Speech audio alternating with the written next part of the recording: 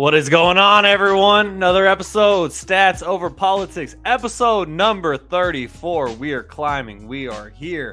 I'm none other than Shaun alongside my guys, Jaevon, Toddy, Kevin Den, Garry Singh will be joining us very soon. Today's date is June 19th, 2023. Happy Juneteenth to all of those who observe. It's 7:08 p.m. We're getting started a little late. That's on me. I was tardy, but we're here. We're ready to rock. Jaevon, you got some beautiful new art behind you. You want to tell the YouTube, Twitter, and Twitch viewers about it? Death Row! Oh yeah, this is done by Sophie. She's like a very talented. Maybe we might start putting some artwork in just the background next week, so you guys know, so you guys can see. Like, hey, damn, maybe I might need to get some artwork by Sophie. Who knows? Anyway, just aside, from all you TikTokers out there that were talking crap about me and Shaun, about Dalvin Cook, it kind of like it was a little bit of a buzz. It kind of, pissed in some people cornflakes. Apparently, it was a big it was a big deal to certain people. Let me just read off a couple of stats from Dalvin Cook. 2019, 1,135 yards. 2020, 1,557 yards. 2021, 1,159 yards. And last year, 1,173 yards. Where the washed? I don't see it. Ladies and gentlemen. I'm so confused on why he's just the worst person in the league, the worst running back. Oh, he was her. Oh, by the way, all of those seasons where he just had 1,100 yards, 1,500 yards, he had a torn labrum. And guess what he just had? He had surgery this offseason. I guess he's just going to be worse for some weird reason. This was the pre-show chat that I missed out on. Do you have any type of response to that, Kevin? Like I told Toddy, man, this is a what have you done for me lately league. Toddy is 1,100 yards last year. What do you Toddy, I'm just letting you know, brother. It's a what have you done for me lately? Alexander Madison, when Dalvin Cook did go down, he did step up. If Wes was tuning in, he would be able to preach for that. So they had a backup running back for less. Toddy, it's this kind of like you mentioned, it's the running back cycle we're going through. They're gonna draft you in the first round. They're gonna get 4 years out of you if you do good. They're gonna give you that 5th-year extension. Then after that, they'll cut you like Zeke and have your last rep be a center. So it's just the downhill of the running back cycle, unfortunately. Yeah, 10 touchdowns last year. What are we talking? 1,100 yards, 10 total touchdowns, almost 300 yards receiving. But he's washed. Okay, I don't see you guys. I'm sorry, Toddy. I'm on the same boat as Jaevon. Dalvin Cook is definitely top 5, and everyone at TikTok, you can at me because unlike my guy Jaevon, I actually have a TikTok account, so you can't at him. You can at me, get all the slander at me because this guy doesn't have a TikTok account. Soph does have a TikTok account, and for those who don't already know, Jaevon, who is Soph? You speak of this Soph. Who is Soph? Sophia is a girlfriend of long time girlfriend. 7 years this year. So everybody's wondering who that is. Go check her out. Instagram, it's your girl Soph. She's an artist too. So why don't you guys go ahead and give her a follow. Give us a follow. Stats Politics. Instagram, Stats Over Politics. Twitter, it's Stats Over Politics because they wouldn't let us put Stats Over Politics. And then go ahead and check out that TikTok too. Stats Over Politics on TikTok. Amazing promotion by my guy Jaevon. And Jaevon, I'm going to make an executive decision as the producer for you to hop back in, because since you joined us, you have been very glitchy so far. So let's reboot, come right back. Kevin and I got you. We'll see you soon. This doesn't count. It doesn't count. This was a requested drop off. This does not count for our day ones who know about the Jaevon dropouts. They know, as Jaevon will be rejoining Kevin and I very soon.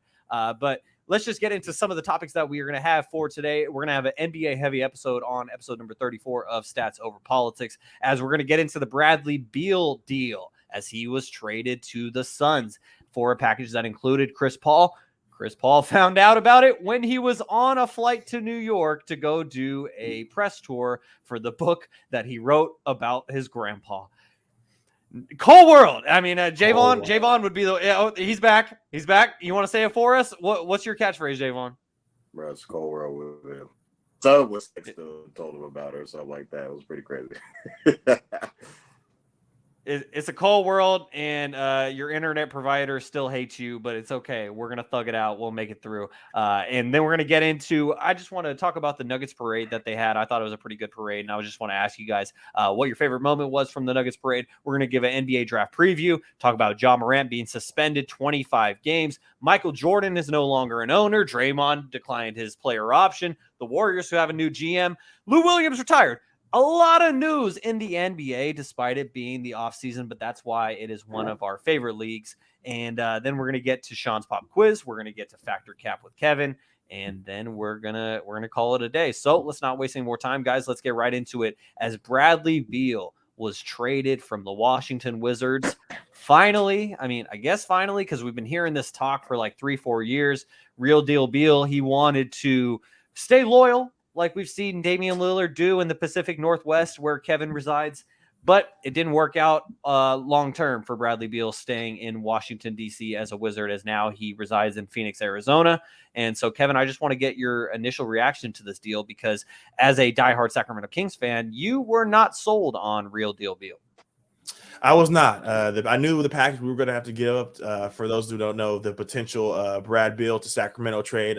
Toddy, as soon as Woj put it out there that he was considering maybe lifting his no trade clause to come to Sac, Toddy was in the group chat saying, "Kevin, this is 28 points you didn't have. This, and that." And then, me and Toddy had to have a FaceTime call on the way home from work one day, because I was like, "Toddy, I need you to sell me. I'm not a believer. I need you to tell me something that's going to sell me." And just to let you guys know, I still wasn't sold. But Brad Beal to the Suns, I feel like it's going to be huge for them. The biggest thing that the Suns needed when they lost to the Nuggets was depth, and trading away 2 guys for 1 in just mathematical terms is not good for your depth. Bradley Beal last season averaged 23 points, 4 rebounds, and 5 assists. And Toddy's favorite stat, he only played 50 games. Toddy blamed because he was in Washington, he was sitting out, or whatever you want to call it. They had Chris Paul with injury problems and missing games, and now you're a Bradley Beal injury away from what?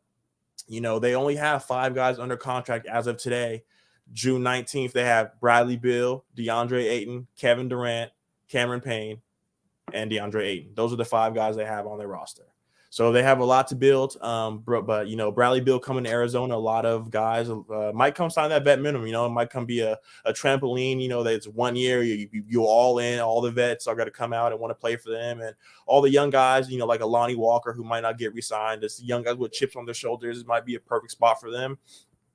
But I'm just really upset because as a LeBron fan, I know you guys always get mad at me because somehow all roads lead back to LeBron. But if LeBron James were to do something like this, there people be out there on the street burning jerseys, doing all types of stuff. This is KD's 3rd big 3. Having been in OKC with Kevin Durant, Russell Westbrook, and James Harden, going to New York or going to Golden State with KD, Steph, and Clay, and then going back and teaming up with James Harden again alongside Kyrie in Brooklyn. He's played with all these teammates and all these guys, and he's still not able to win. So I'm excited to see what Bradley Beal brings to the table, and hopefully they can get over that hump. But I'm not a believer. You're muted, Shaun. Appreciate it, Kevin. Thank you. I appreciate it. I was typing away, didn't want to hear the click clack of the keyboard. But what I was saying when I was muted, big time click clack. Thank you, Kevin. And so, anyways, I just wanted to ask Jaevon, because Jaevon, unlike Kevin and Garry, you are not a LeBron James loyalist. And so, I just want to follow up on what Kevin said. Do you think that everyone would be going after LeBron like we're not so much going after KD anymore? KD got like his fair share of it when he went to Golden State, but so did LeBron when he went to Miami. So what do you think about Kevin's thought there, Jaevon? Well, I think, Kevin's he has a little bit more rage because it was, the Kings. Yeah, you were saying that he was Keegan Murray and Davion Mitchell. You said this. No, I didn't say that. I said it would be nice to, have Bradley Beal on the roster, and you would have to give up some items to get him on the team. I was not opposed to getting rid of Keegan Murray. You guys, well, that is the craziest shit I ever heard. Oh my God. And I was like, once upon a time, guys, we thought Tyrese Halliburton was the savior of the Sacramento Kings, and nobody ever thought he was ever going to be traded.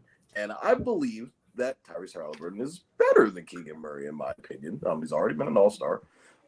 He's played in a few more seasons than him, obviously, but Keegan's got a long way to go. But I was like, it's not out of the realm of possibility, basically. You would probably have to give up a Bradley Beal type. But, it was kind of – Sacramento was sitting in a frenzy that day when he was like, he would waive his no-trade clause to come to Sacramento. And shout out to D'Lo and KC, they were like 30 minutes ahead of the world, I guess. In their own, Shaun actually tweeted that out, which I thought was pretty cool. And it was coincidentally, I was kind of listening to them and talking to Kev about that FaceTime call that he had already, mentioned about it and the whole trade process. But Bradley Beal's a guy that can give you buckets, and we saw in the playoffs, even if Devin Booker and Kevin Durant have to score 40 for them to be able to win games, and apparently they both had to score 40. That's 80 points combined. Bradley Beal can be another 25, 26, 28 points a game, as I already mentioned. Now, last year, he did average 23.2 points per game, about 5 assists.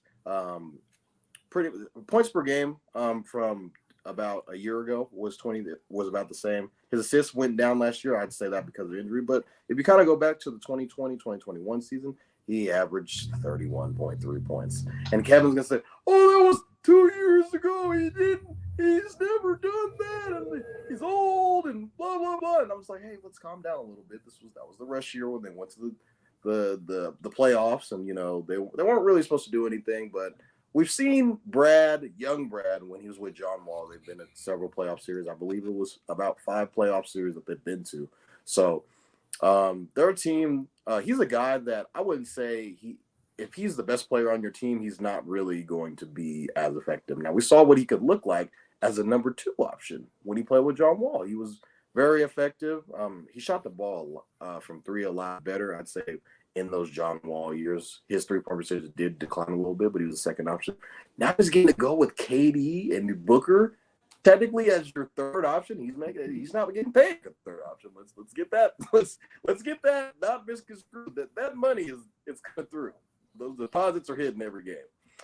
Brad as a 3rd option is going to be crazy. I think he's probably going to be handling the ball a little bit more. So you could have had point Brad.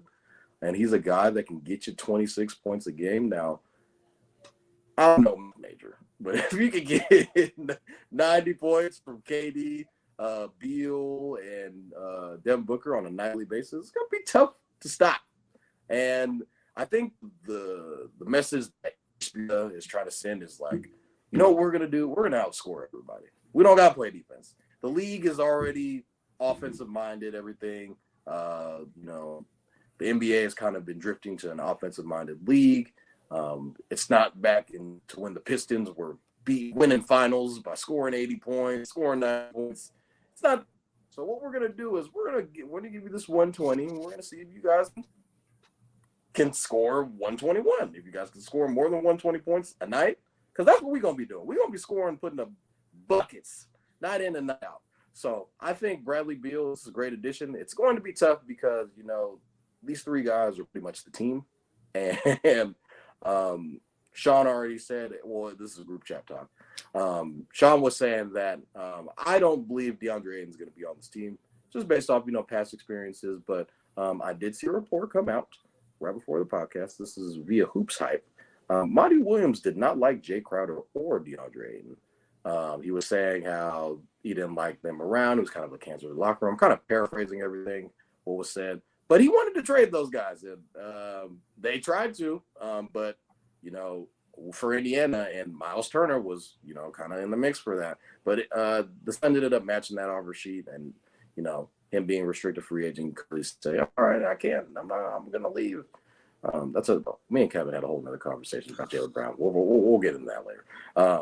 But I think, as far as the way that this team is constructed, I think those 4 guys are making like about $164 million, and it's a lot of cash between 4 guys.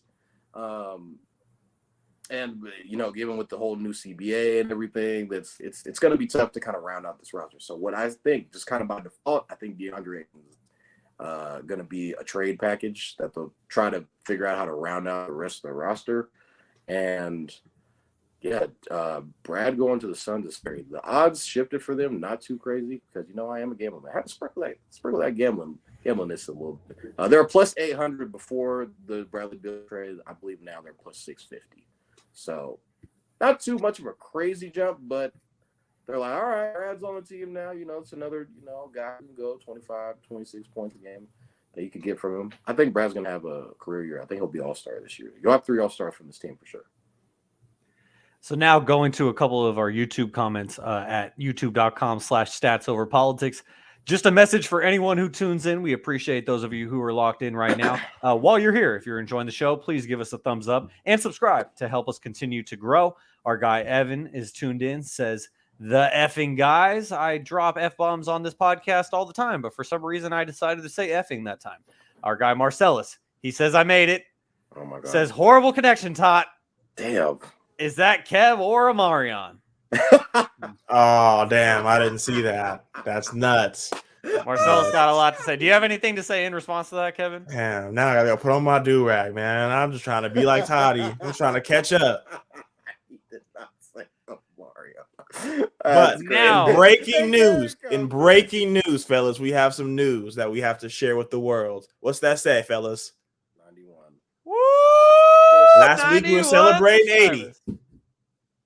The climb. And who do we have to thank for that content, Jaevon? Who do we have to thank? Kev. I'm saying Ooh. Kev. I was about to say, yeah. No, That's on Kev. This guy. Well, the special Gary and Toddy's takes. and so the YouTube, Twitch, and Twitter audience has already seen this man emerge. Those of you who are tuned in via audio, you are now hearing his voice come into your ears. None other than Mr. Garry Singh. How are we doing, Gary? What's up with the guys? Look, Kev trying to catch up, and I heard Vaughn already say guaranteed 3 All-Stars on the Suns already. So start writing notes, man. Start writing notes. I mean, sorry, what do you? put that in notes? I guess sure. It's noteworthy. I didn't think that was notebook worthy, but okay. It's going. The West is I stacked. honestly, It's gonna be I tough. honestly didn't think it was notebook worthy either. But I'm gonna jot it down. By the way, now that the NBA playoffs have completed themselves, don't think that I have forgot about this entire sheet right here, which is all playoff predictions. Like you see the headline, Time for the NBA fresh playoff preview.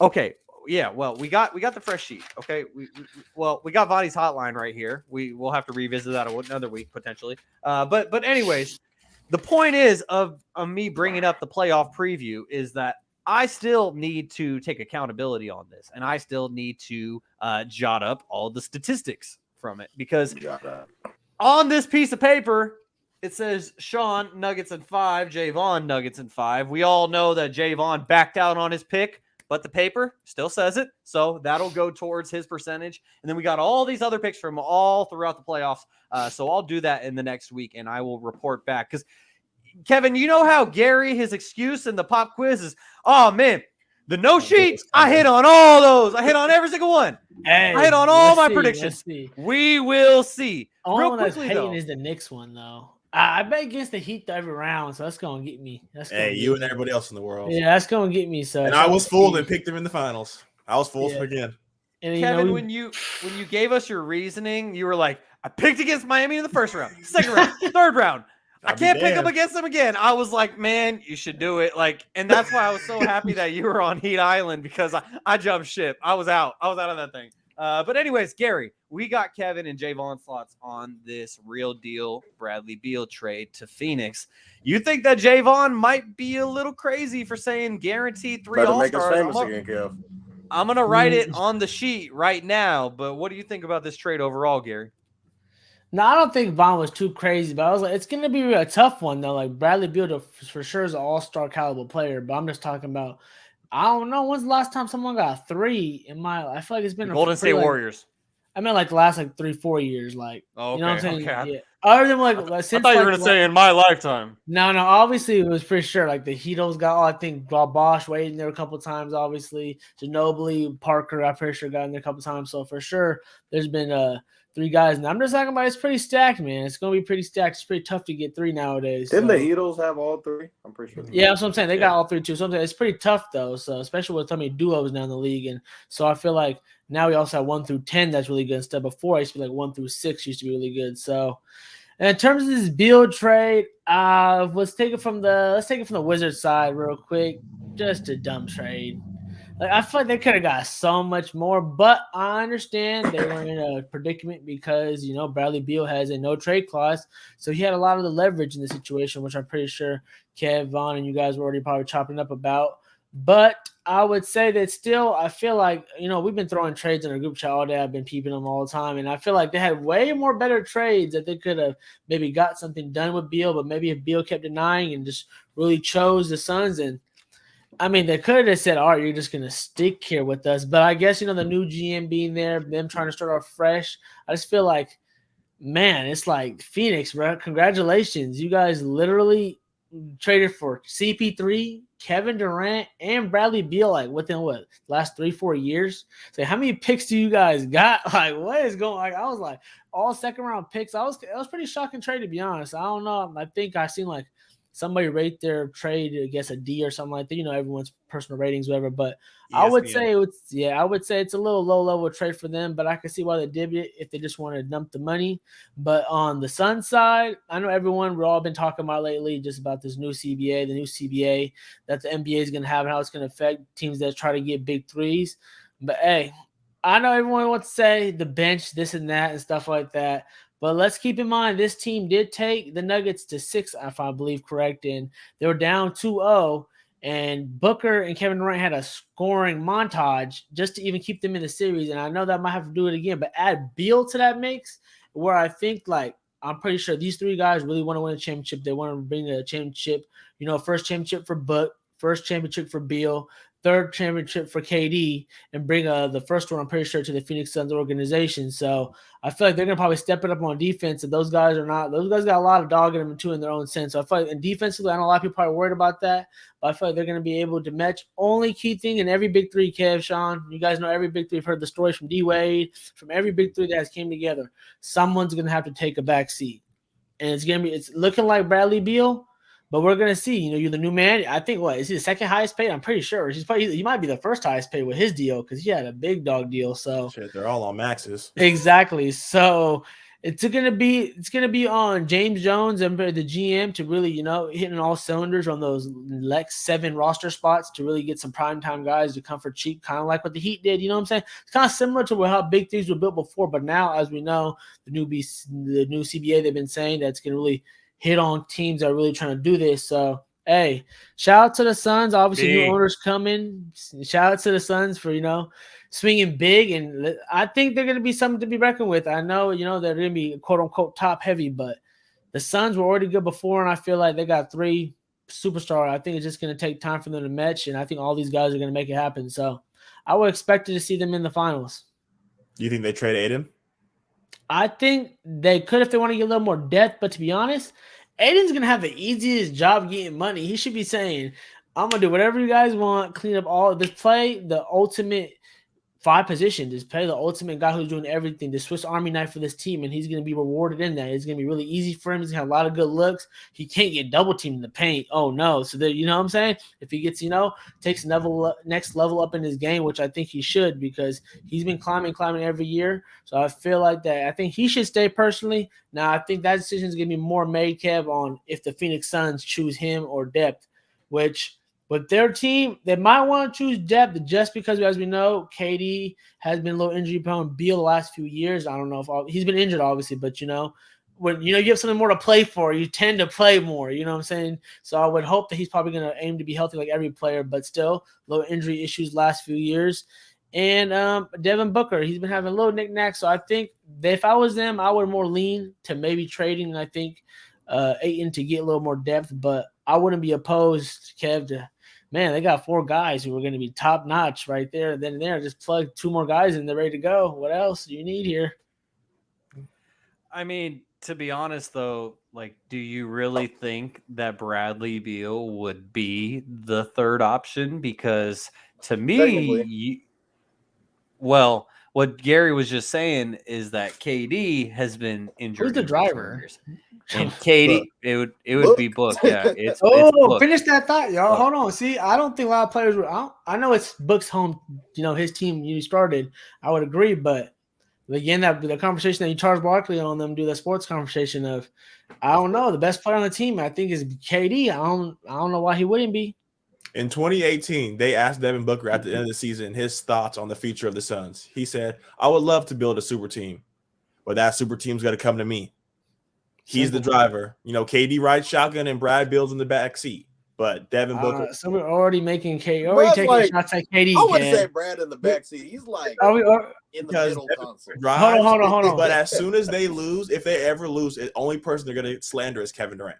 So I see why Gary would say it's Kevin Durant. But personally, I would say the best player right now, going to give me a more games, more played, more defense, you get more playmaking. I'm going to say the best player on this team is Devin Booker.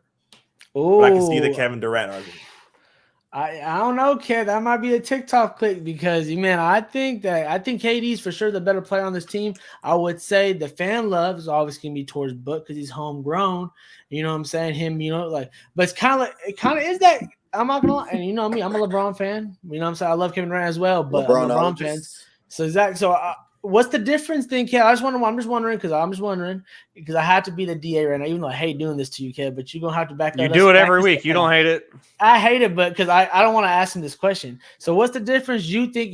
Quick off the top of the head, between LeBron being in Miami and being Dwayne Wade's team, and KD coming to Phoenix, and that's being Book's team. We all consider that LeBron's, that 1A. He was head honcho. He's the best player on the team. Why don't you kind of give him the same love you think on KD's part right now? Respectfully. Hold on, Kev, I got you. Go get him. Handle my light way. I'm just wondering. It's a question. Don't act like it's for me. Hold on. When LeBron went to Miami, he was coming off MVP years. Yeah. He was coming off taking his team to the finals by himself, playing with Boobie Gibson, losing to Dwight Howard and all this other stuff. LeBron was still at the peak of his powers, approaching his prime. I think it was 20-something, 20. When LeBron won his first title, Kev? How old was he? 2012. Oh, how old was he? Yeah. 28, 29. He was 27. He was 28 years old. This is LeBron. This was LeBron goes to Miami. He's the villain. Everybody realized Cleveland Cavalier LeBron, his first stint, he was literally dunking every single thing. Getting to the basket, you could not stop this guy. He was literally unstoppable. He goes to Miami, it's the legit same thing. Now D Wade, I get where Gary is coming from. It's D Wade's team, Wade County, all that whole other crazy stuff. D Wade was kind of approaching that age. He was more on the back burner of his career. Kevin Durant, albeit he was traded. No. Kevin Durant was traded. Back burner of his career. Okay, everything you said was correct until you said that one thing. That's the only thing I know. Flash. He was it wasn't 06, bro. This wasn't 06 D Wade. Nah, he was 2 years away from knee injury. Then he was done. Because D Wade was getting hurt. He was hurt on and off in a bunch of those final series when they were playing, especially at the end. Yeah. So LeBron was kind of all right, this is kind of my team in a sense. D Wade was the guy that was all right, LeBron's coming here for a reason. The reason why they were title contenders because LeBron joined the team. And they ended up getting Chris Bosh on the way too. So they title contenders because Kevin Durant's on the team though. Yeah. What was Book doing prior to this? I can give you 30. I'm here if you need me, but I'm not going to be carrying the team. That's not what Kevin Durant's here to do. He's the guy that's all right, I can still get you a bucket. D-Book's going to be the guy that's going to be putting in all the work. This is kind of everything that's built around him. This is his team. Like you said, he was drafted here. He was 18 years old when he was drafted to the Phoenix Suns. Shaun knows how I feel about Devin Booker and how good I think he actually is. I ain't gonna lie. You think it's built around Book or you think it's built around KD? Because why would they go get Beal? He's approaching because Beal's another 2 guard. You would think they would get another. You know what I'm saying? Another point guard. He's up 34. He's 34. So I'm just waiting to make my point. It's okay. Go ahead, Shaun. Shaun's ready to cook too. My bad. He's not a guy that you can rely on to play 82 games in a season. But when the playoffs come, KD was probably going to be right. We already saw Kevin Durant slip on a banana peel when he was already in Phoenix for 10 days, 5 games he played, and then all of a sudden, who's the best player on the team, Vaughn? Real quick, Kev said, I say KD's the best player on the team. It might be Book's team, quote unquote, however you want to put it, but KD's the best player on this team. Kev said he got Book as the best player and his team. What you think, Vaughn and Shaun? Who's the best player on the team and whose team is it? I think whose team is pretty obvious, kind of. But Devin Booker. Both for both? Booker, KD, Beal.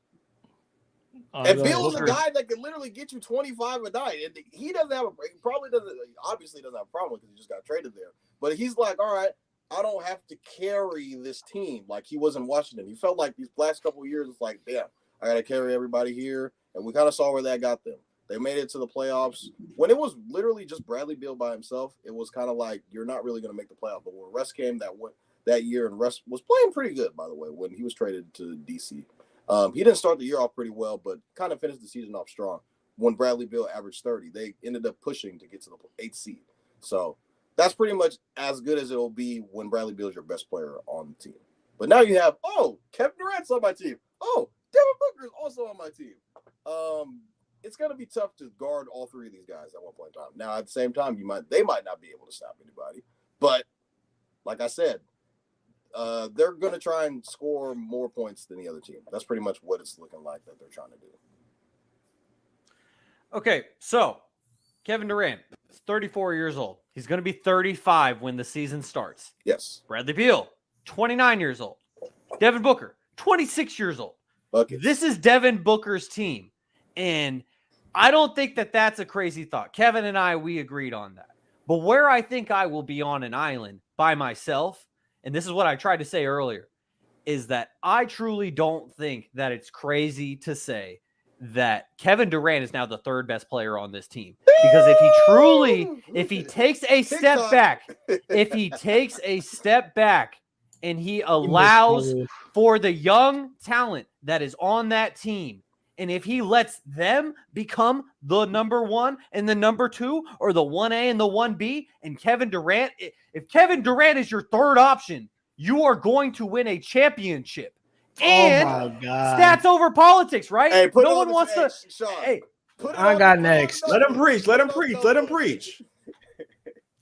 So no, it's not preaching. And stats over politics, right, Gary? Let me give you some stats. 2018, 2019, Kevin Durant's last season in Golden State before he blew out his Achilles, right?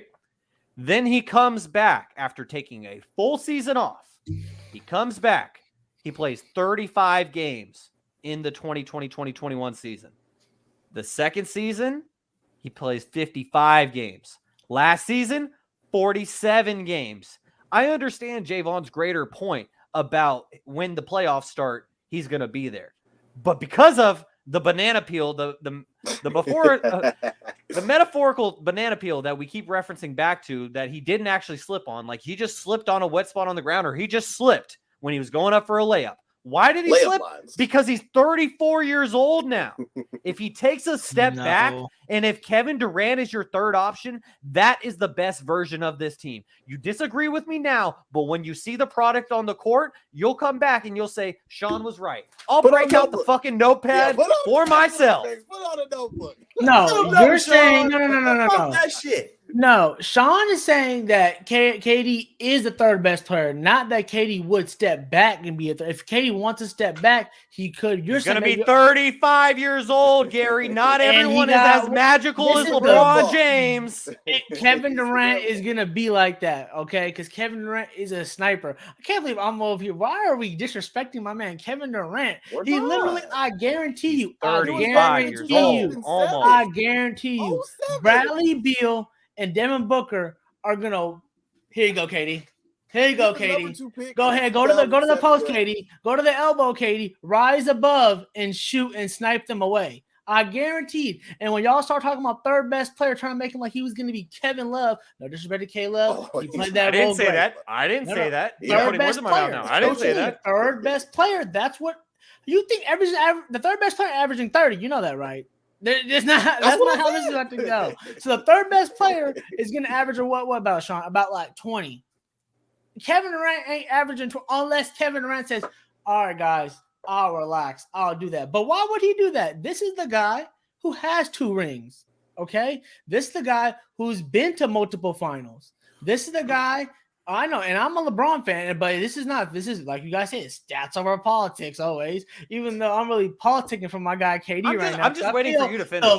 Because I'm just like, there's no way. Yeah, you should for sure clip that third person take because there's no way. I don't think no one would say that Kevin Durant is the third best player on this team if he wanted to be, but no one's automatically, let's rank this team. Who's the best? Straight. No. KD's getting 1 or 2, and most definitely you could take the age out of it. If y'all walk on 1-on-1 or anything like that, you're taking KD straight up. So I don't know how you can put him third. Bradley Beal is really the man. No, he's great too. Like Jaevon said earlier, he could drop 30, 50. He's been in multiple games. He's the ultimate scorer in this league right now. But he's the one that's going to take the biggest sacrifice, and he's the one that's going to probably be the third best player on this team, which is no knock against him. But I think unless KD, like you said, Shaun, steps back, I think naturally he should step forward with him and Book. And who really wants to close, but I really feel like we've seen Kevin Durant close many times. So I think he should be the best player, at least the first or second best player. 1A, 1B at least. He's not even sniffing third unless he wants to be.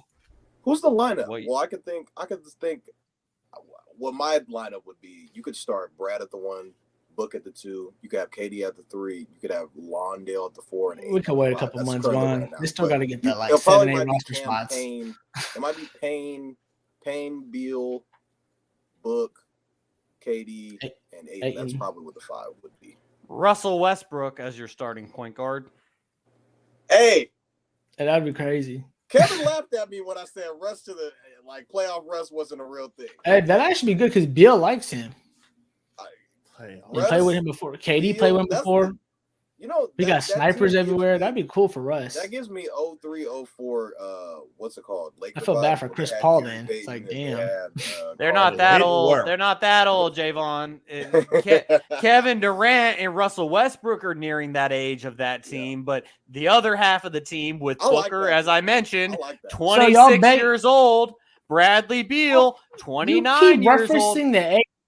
So in the playoffs about experience. So next year, what is Shaun? He's falling off a cliff. You pulling Max Kellerman? He's falling off a cliff next year, Shaun? No, see, you just putting words in my mouth. I'm just asking you. I'm asking you. That was a question. So I keep saying that it's 2023, Gary. When we're talking all time, Kevin Durant is a top 10, top 15 player all time. If we're talking about right now going into this season, which this season doesn't just start in 2023, it goes into 2024. In 2024, Kevin Durant is going to be 36 years old. So what I wrote on the notepad, so when I reference back to this, Gary doesn't try to say, oh no, that's not what you said. I just want to make sure that everyone knows exactly what I just wrote on the notepad. So earlier, Jaevon, I wrote the Phoenix Suns will have 3 All-Stars: Kevin Durant, Bradley Beal, and Devin Booker. Jaevon said that. And what I just wrote for myself is, here's the thing. KD should be the third best player on the Suns for them to win a championship. No, you said he is. Kevin Durant averaged 29 points. No, you said he is. You said how you worded that. No. He said he is the third best player on his team. You just went through his age. You went through everything. I just said, yeah, that's the same thing I'm saying. That he should. So that's like saying if he wants to be. Hey, I'm just trying not to talk over anyone. Not remember that's why I'm waiting. 2 years ago on 1 foot dropping 50. God, man. How many years ago? How many years ago? 2 years. Oh, years, not one. Years, plural. Okay. That's not that far away, Shaun. Hey, guess what? He wears a size 18, and they lost. Guess what? They lost. My point is, Gary, I'm saying right now with this trade, Kevin Durant should be the third best player. Could he be the second best player? First best player? Yeah, he could. No, but if Bradley Beal is going to be real deal Beal that I've called him 4 or 5 times in the first 40 minutes of this podcast, then he shouldn't be the third option. Because to me, a third option Bradley Beal is standing in the corner just waiting for them to throw him the ball. Kevin Durant will get his. You need to worry about prioritizing. So if you want to your make two it shooters. function right, and KD wants to do that, yeah, I can see him doing that. But if we're looking at it on a piece of paper, KD's the best player in the world, and I'm putting all the pressure on KD. KD needs to get. This is the year he's been with Kyrie. He's been with all the iterations of big threes you want to put together. We all know he won championships with Golden State. He's been with Russell Westbrook. He's been with James Harden. He's been with Kyrie. Who else did he be? He was with Booker and Chris Paul last year. He's been with many iterations. KD needs to get next year. We want to check about KD needs not want. I think whatever you want, however you want to put it, KD should be the favorite, and those Phoenix Suns. I'll make it better. Phoenix Suns should be the favorite to win the championships next year, as long as with the. Or you could say, I would say Denver could be a little bit ahead of them, but I would say they're neck and neck to be the favorites in the West. And at this moment, right, they should be the favorites in the West, and they should be one of the top two teams to be favored for the championship next year. That's what the team's expectation of this team. Anyone disagree with that? I don't think so. So Gary, it sounded like earlier that you wanted me to make a statement rather than a hypothetical. So here's your statement, because I can recognize that despite Kevin Durant playing 47 games last year, that he averaged 26 points per game, and he averaged that on 50% from the field. I'll pull up Bradley Beal's stats. Beal didn't play that much either, brother. Played 50 games. Average 22 points. 22.1. 3 more games. That's more. Still more. Hey. But so the playoff games, and they're even then. Oops, that must have burned. Why would it burn me? Because Beal didn't make the playoffs. Beal didn't make the playoffs. I didn't know that I was a Wizards fan. I'm not talking. That wasn't for you, Shaun. From winning championship, is it health? Is it the bench? What kind of stops this team from winning the championship? Is it the West? The Nuggets? What is it? I say a floor general. They still need that floor general. Cameron Payne's not the option. He's not the answer. Cameron Payne. All right. I like that. They're not concerned about the bench, just kind of just being it's around. I'd reckon there would probably they got a Celtics problem. And so one of those guys is going to be on the floor at all times. Two, maybe one. They'll probably rotate it to where someone's going to be staying in on the floor at all times. Well, one thing that I need to recognize for our audio-only listeners is that our friend Alex on YouTube says Gary's speaking facts. So apparently I'm wrong. Gary's speaking facts. We appreciate you tapping in with us, Alex. So, guys, unless there's anything that's left to be said about Bradley Beal, let's move on to our favorite moment from the Nuggets championship parade. I thought it was a pretty entertaining parade, which is why I thought that this would be worthy to talk about for at least a couple minutes. I know what Kevin's was. So what was it, Jaevon? Oh yeah, it was definitely Michael Malone at the podium. It was like, "Hey, we're not retiring. We won another one." That wasn't at the parade. That was on the Pat McAfee show. Oh no! It was. Remember when he was? He might do at the parade too, to be honest. When he was saying that he wants another one and all that, Michael Malone basically at the pretty much at the mic at the parade was pure genius gold. But yes, I guess I would say it would be post parade Pat McAfee show when he was against LeBron, and the two LeBronologists didn't like that so much. So that was probably their favorite part. So if that was their favorite, that was definitely mine. Yeah. So just for everyone who hasn't seen it already, Michael Malone, he went on the Pat McAfee show last Wednesday, so the day before the parade, and he just made a quick crack where he just said, "Breaking news, I'm gonna retire." And then he said later on, all jokes, and then LeBron had his own response for it as well. Oh, he wrote a paragraph. Kevin, we could spend plenty of time talking about LeBron's reaction to what Michael Malone had to say, but as the host of this podcast, I'm going to stay away from that because we talk about LeBron James enough. So let's focus on the Nuggets winning the championship, because the Nuggets won the championship, their first NBA championship ever. So Kevin, what was your favorite moment from the parade? Honestly, it would just kind of be seeing Nikola Jokic, out of his shell, kind of get to see him talk more about not his horses. And, it was a lot of the alcohol in it. I don't know if you guys saw Bruce Brown's story the next day. He was feeling like shit. He was like, blame Nikola. This is all Nikola.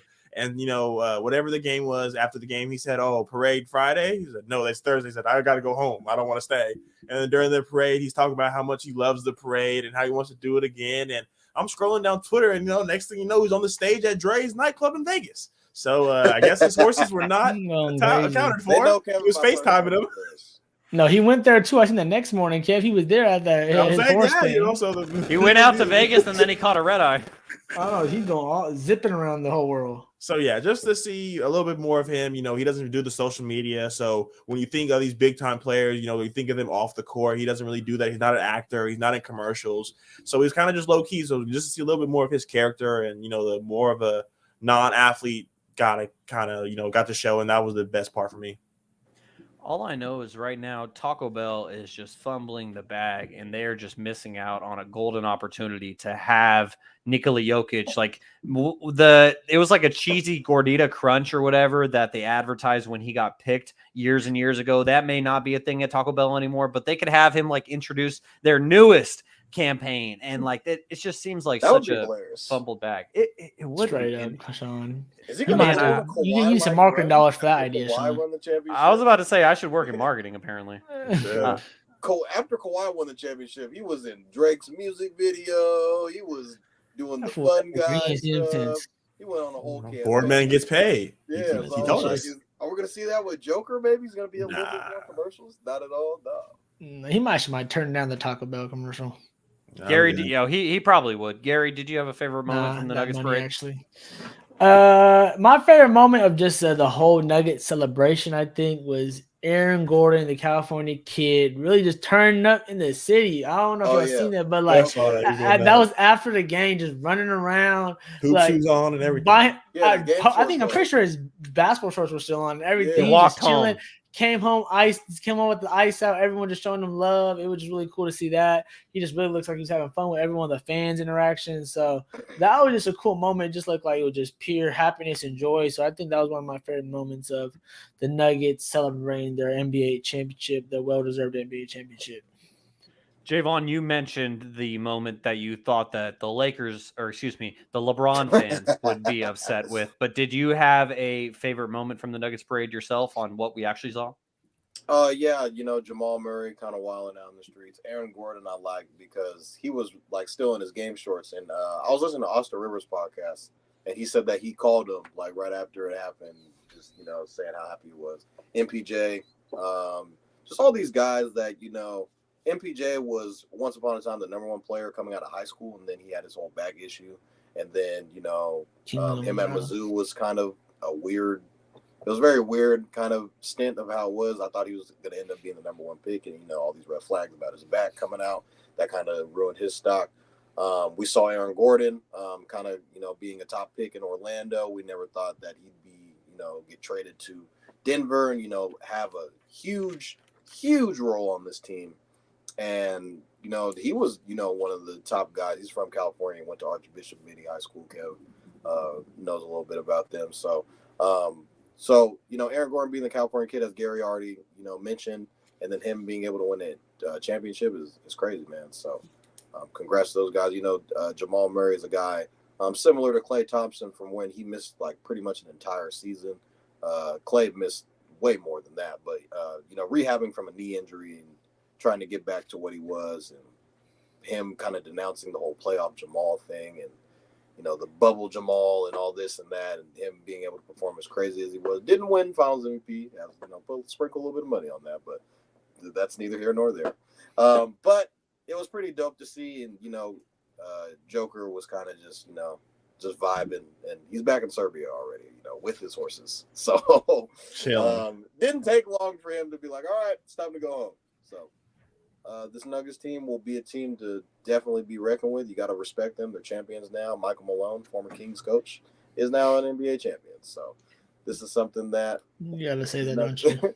The Nuggets will build off of, and they'll be a team that you got to respect definitely going into next year. But as we already talked in our previous segment, their teams are already getting better and trying to, compete for a championship for next year. I would probably say I got three moments from the parade that were my favorites. Number one was Michael Malone. Jaevon kind of referenced it earlier, where Michael Malone had like 5-6 different speeches on the podium as he started at the beginning, and then he jumped in between everyone. We saw Michael Malone taking shots of Fireball with DeAndre Jordan, and then after he was like, "Oh, why did you have me drink that? That's terrible." And then I also really enjoyed seeing Nikola Jokic, who Kevin referenced earlier as Jokic. They had Jokic come up and make a speech, and he basically just said, "Yeah, and you could, not only is he Serbian, but he was also pretty intoxicated. And he's like, how I said I don't want to stay for parade? I'm glad I stayed for parade. I fucking love parade. This is amazing." and he was just like, "I love you, Denver." And I thought that was a great moment. And then I would probably say my favorite moment that I didn't expect to think about at all going into this parade. My favorite moment was seeing KCP celebrate, Kentavious Caldwell-Pope, because he missed out on, not only as Kevin was showing our YouTube, Twitch, and Twitter viewers that KCP hit the Stone Cold Steve Austin as he smashed 2 beers together and poured it all down his gullet. But the thing, the thing that I loved the most about just seeing KCP enjoy it is the fact that everyone kept saying like, "Oh, he's a 2-time champ. He's a 2-time champ. He's a 2-time champ," which is a fact. But KCP never got to experience the championship parade because he won with the Lakers in the 2020 NBA bubble. He never got to experience that. Bron. Yeah. I got you, From Ohio. So I really love seeing KCP celebrate as like all of his teammates were deferring to him. And I even saw an interview where KCP took one of the TV station's mics and did an interview with Aaron Gordon where KCP was the reporter. And he asked him what it was like to be a champion. And Aaron Gordon was like, you're 2-time. You know what this is like before. And KCP was like, yeah, but I've never gotten to experience this being the parade. And I thought it was pretty cool that he got to enjoy that. Because they should still do the Lakers parade 4 years later. No, they shouldn't. I'm kidding. That was a Shaun. That was a joke. No, I take everything literally. As we move on here on episode number 34 of Stats Over Politics. So we talked about LeBron James, the first overall pick in the 2003 NBA draft. We talked about Kevin Durant, the second overall pick in the 2007 NBA draft. Speaking of Kevin Durant, I made an amendum because it seemed like Garry wasn't satisfied with what I wrote on the sheet. So I scribbled out the word should and I wrote will.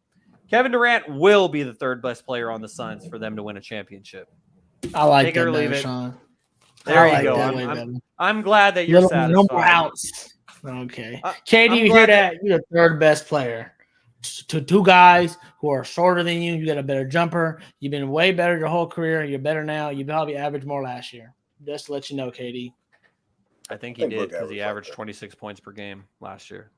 But hey, Kevin Durant, you're going to be 35 when the season starts. Sorry, father time gets everyone. Anyways, I mentioned the draft and where Kevin Durant was picked, where LeBron James was picked. I don't know off the top of Bradley Beal was like 4th overall in 2011. I think something like that. I know it was 4th overall. Third overall. God damn it, I was so close. Thank you, Jaevon. Anyways, the point is that the NBA draft is coming up on Thursday, and there are 2 generational talents that will be taken at the very top. There's a lot of great players, and the Sacramento Kings, for the first time in a long time, the first time since 2005, the Kings are not in the NBA draft lottery as they have pick number 24. So, Kevin, I know you've been really locked in on this NBA draft, and so just give us a little preview of what people should expect to see on Thursday. Yeah, and if everyone watched the draft lottery, like Shaun was mentioning, we saw that Victor Wembanyama was drafted to the Spurs at 1. So we can talk about other prospects in this draft class.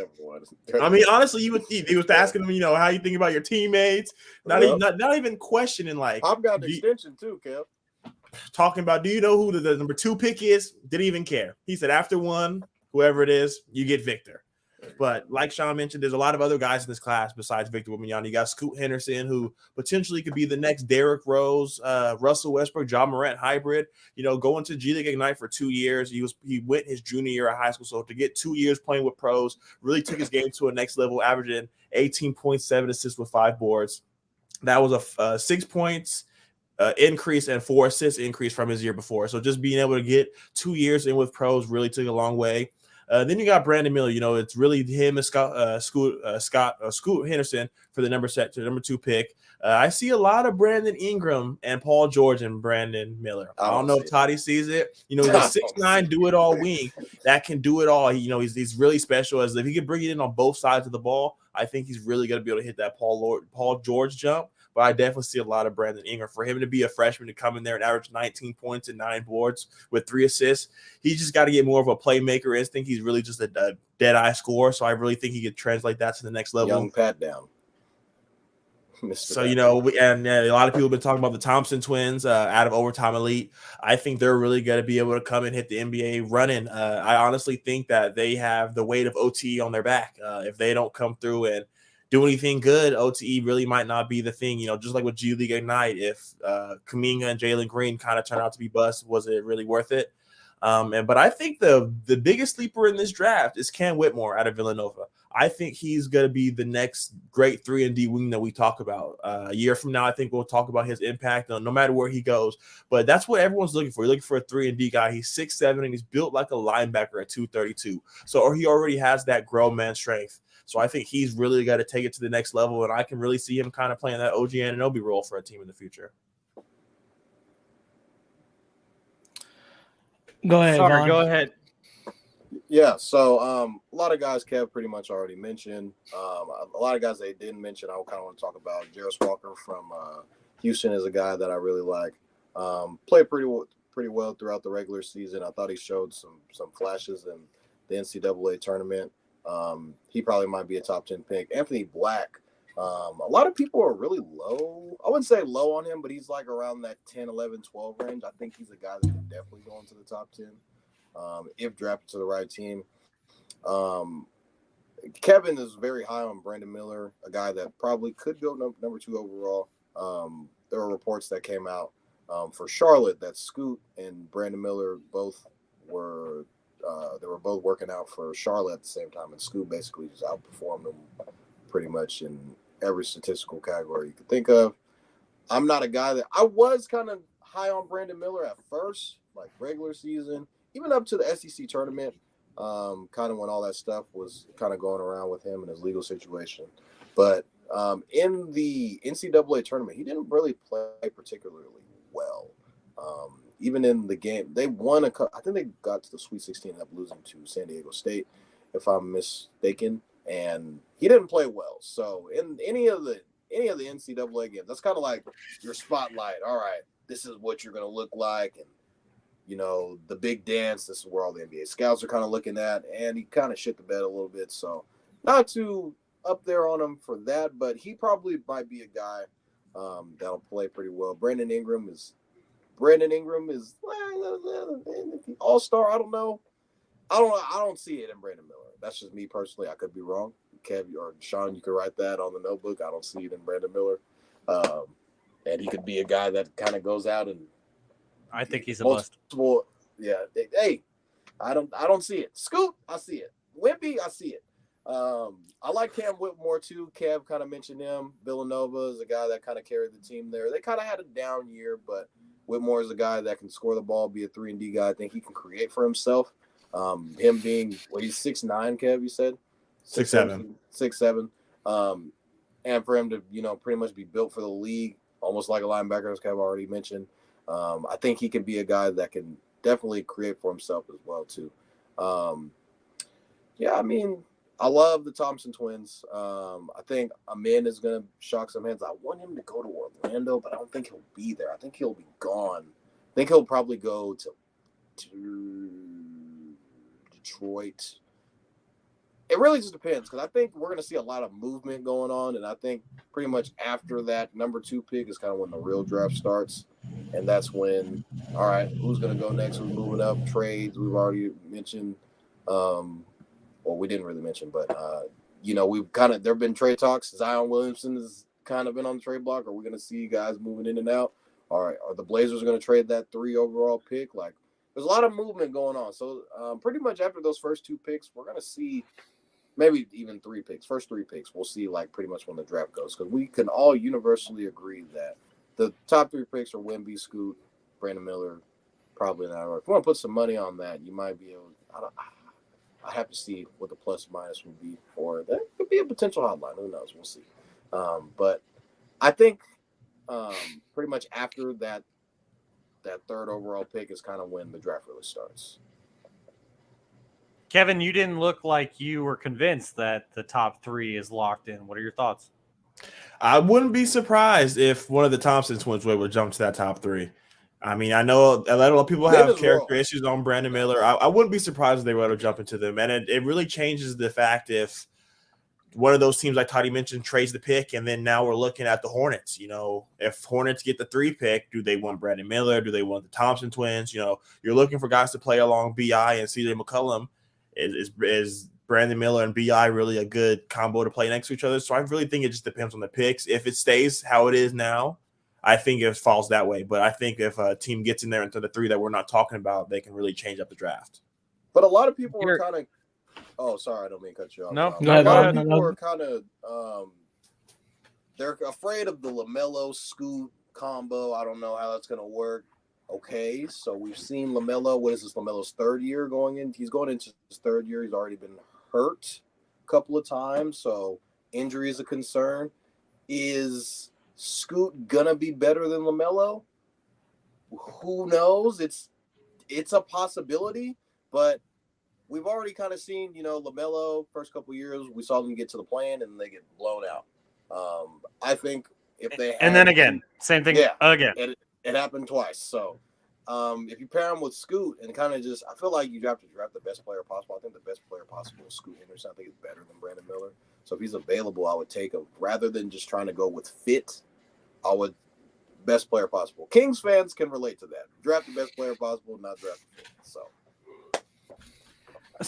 I understand that sometimes you're just referencing recent history that is accurate, but sometimes it also feels like you're just throwing unnecessary digs. Yeah, where he just had to mention former Sacramento Kings coach Michael Malone wins a championship. I know. Hey, do you remember when the Kings didn't pick best player available and then Damian Lillard went? Yeah. Thomas Robinson. Thank you. Appreciate it. So, Gary, we haven't heard much from you so far about the draft. So do you have any thoughts on it? Yeah, I mean, you know me, I don't really watch too much of the college basketball and stuff in that nature, but obviously I know a little bit about this top 10.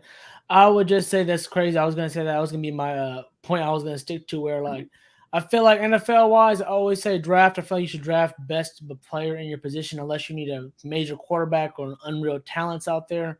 And I feel like for basketball, I feel like you should most of the time, you should draft the best player. Like kind of Vaughn said, us as Kings fans have been hurt by that many times. Many teams have been hurt by this trying to draft based upon a team. Our team was helped by this, the kind of situation last year where I feel like we drafted a player that we needed a position for in Keegan Murray.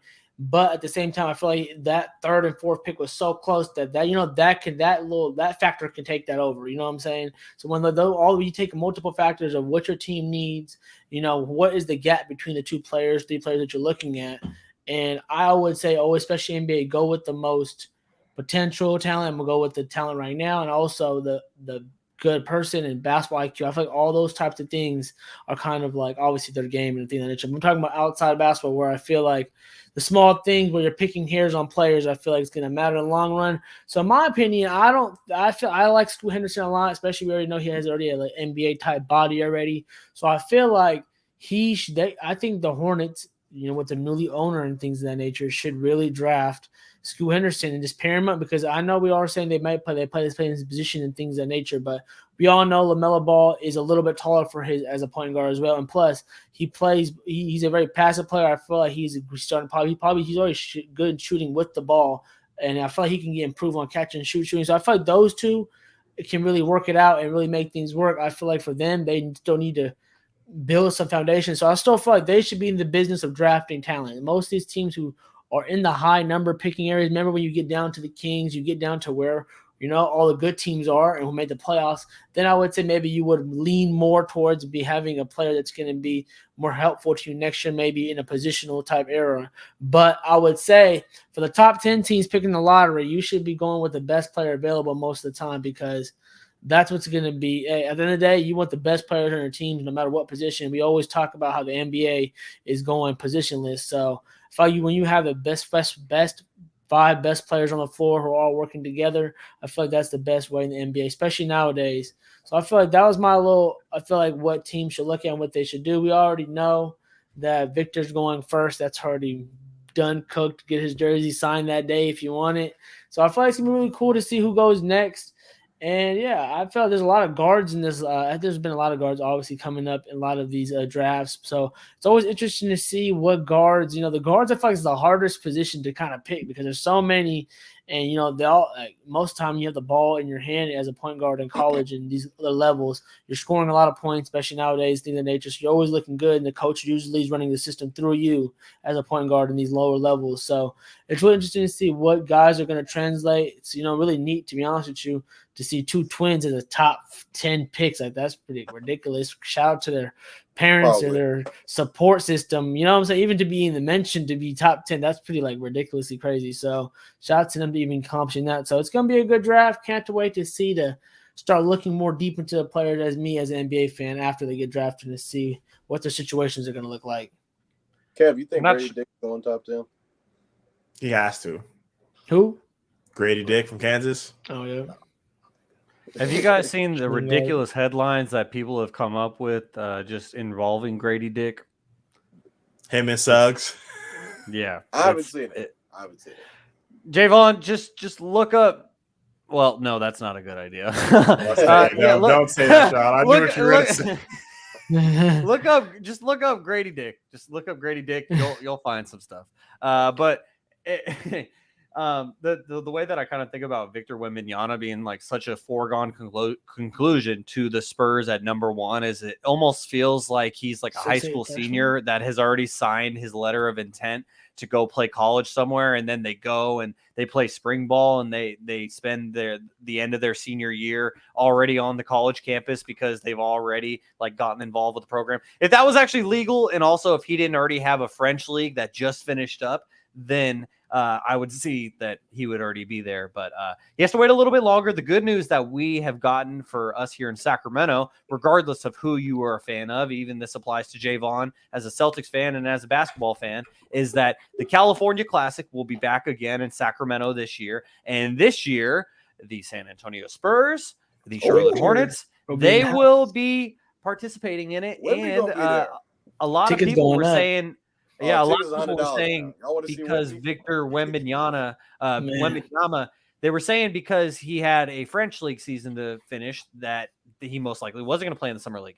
Then reports came out in the last week where Victor and his people are saying, no, we're playing in the summer league. And I just think that is awesome. And if he suits up in his NBA uniform for the very first time in Sacramento, that would be pretty damn cool. So Kevin, Sacramento, the Kings pick at number 24. And to me, there's 3 prospects that seem like the best fit, but also realistically would be available there at number 24.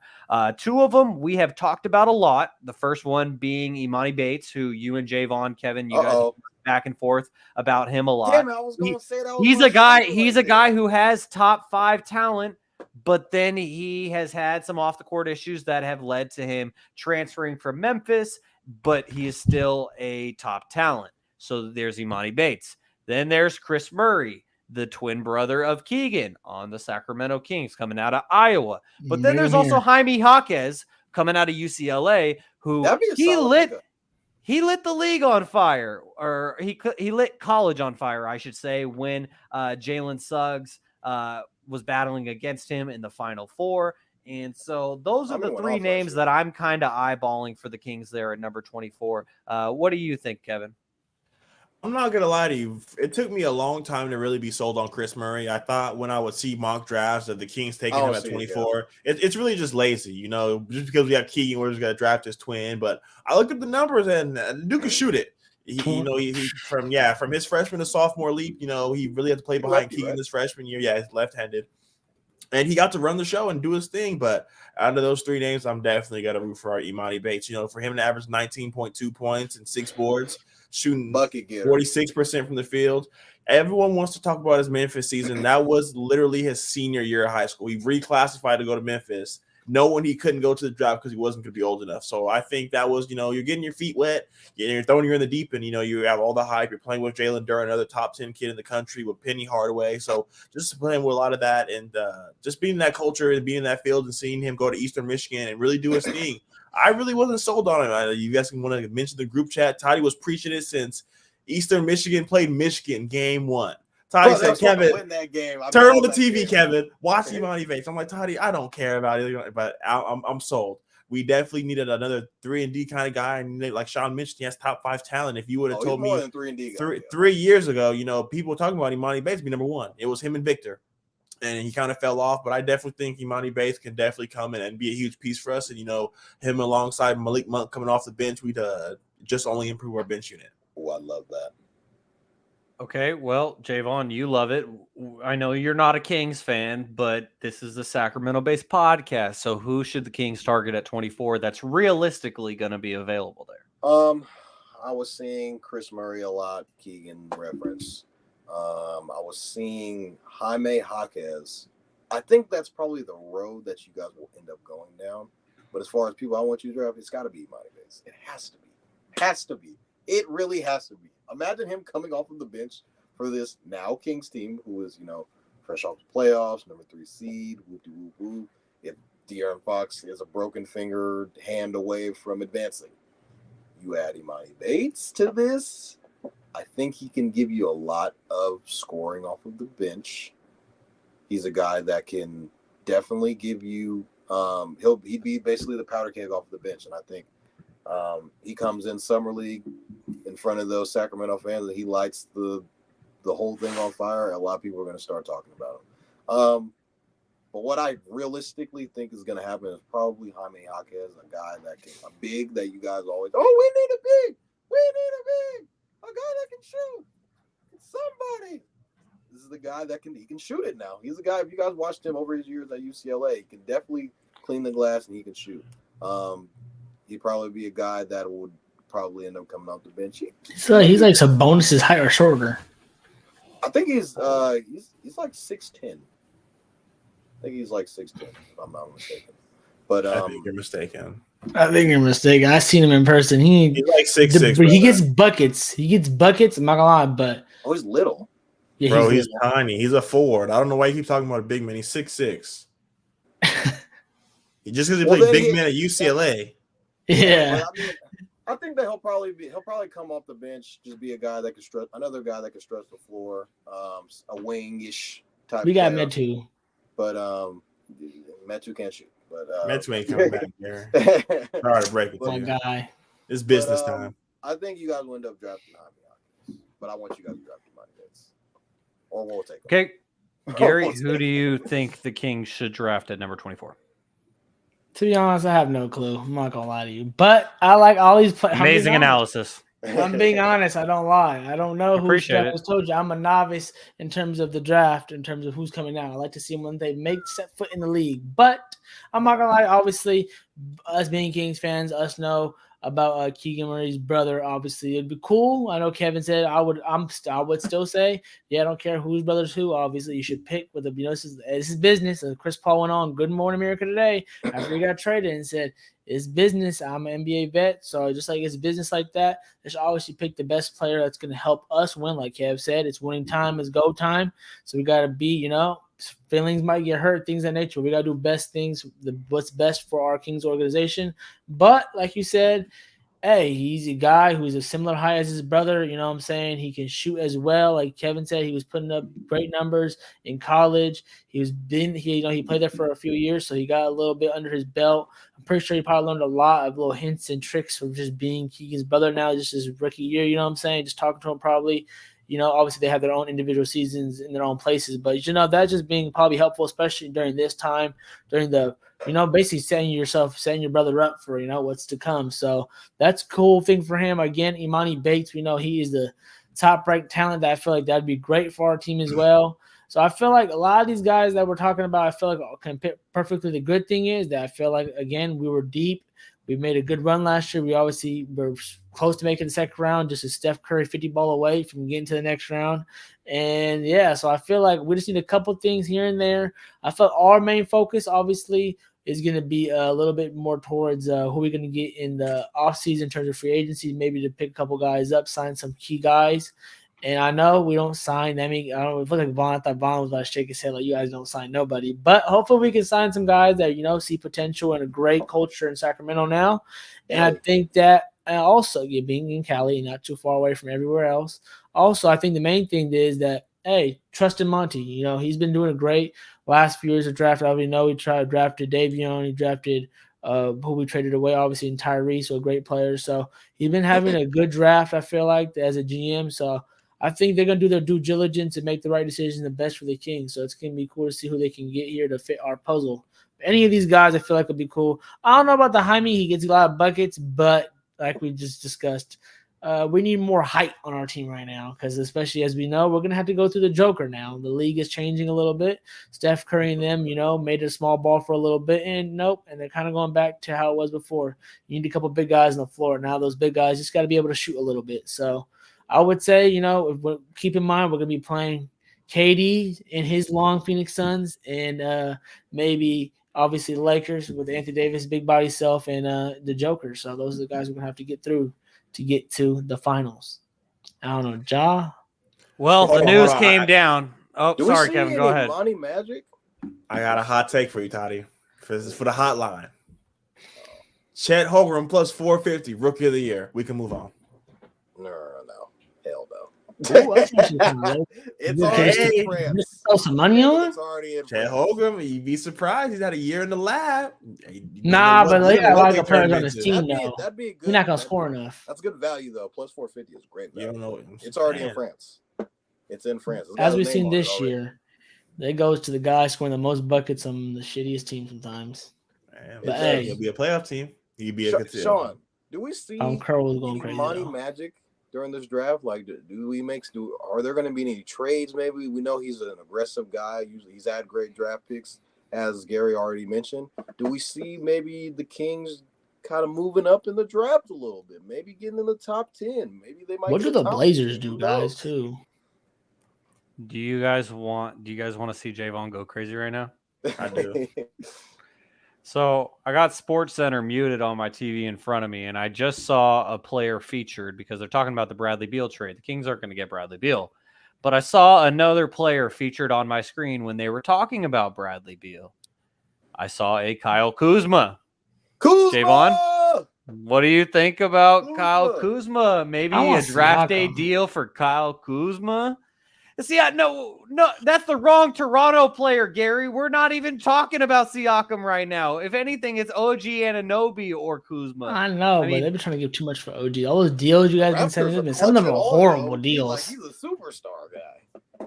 Yeah, some of these trade proposals that I've seen for OG is just like beyond me. Ridiculous. Like maybe I'm just uneducated, but to me, I'm like, why are you going to give up all of that for OG Anunoby? But Jaevon, I just had to throw that name out there to answer your original question.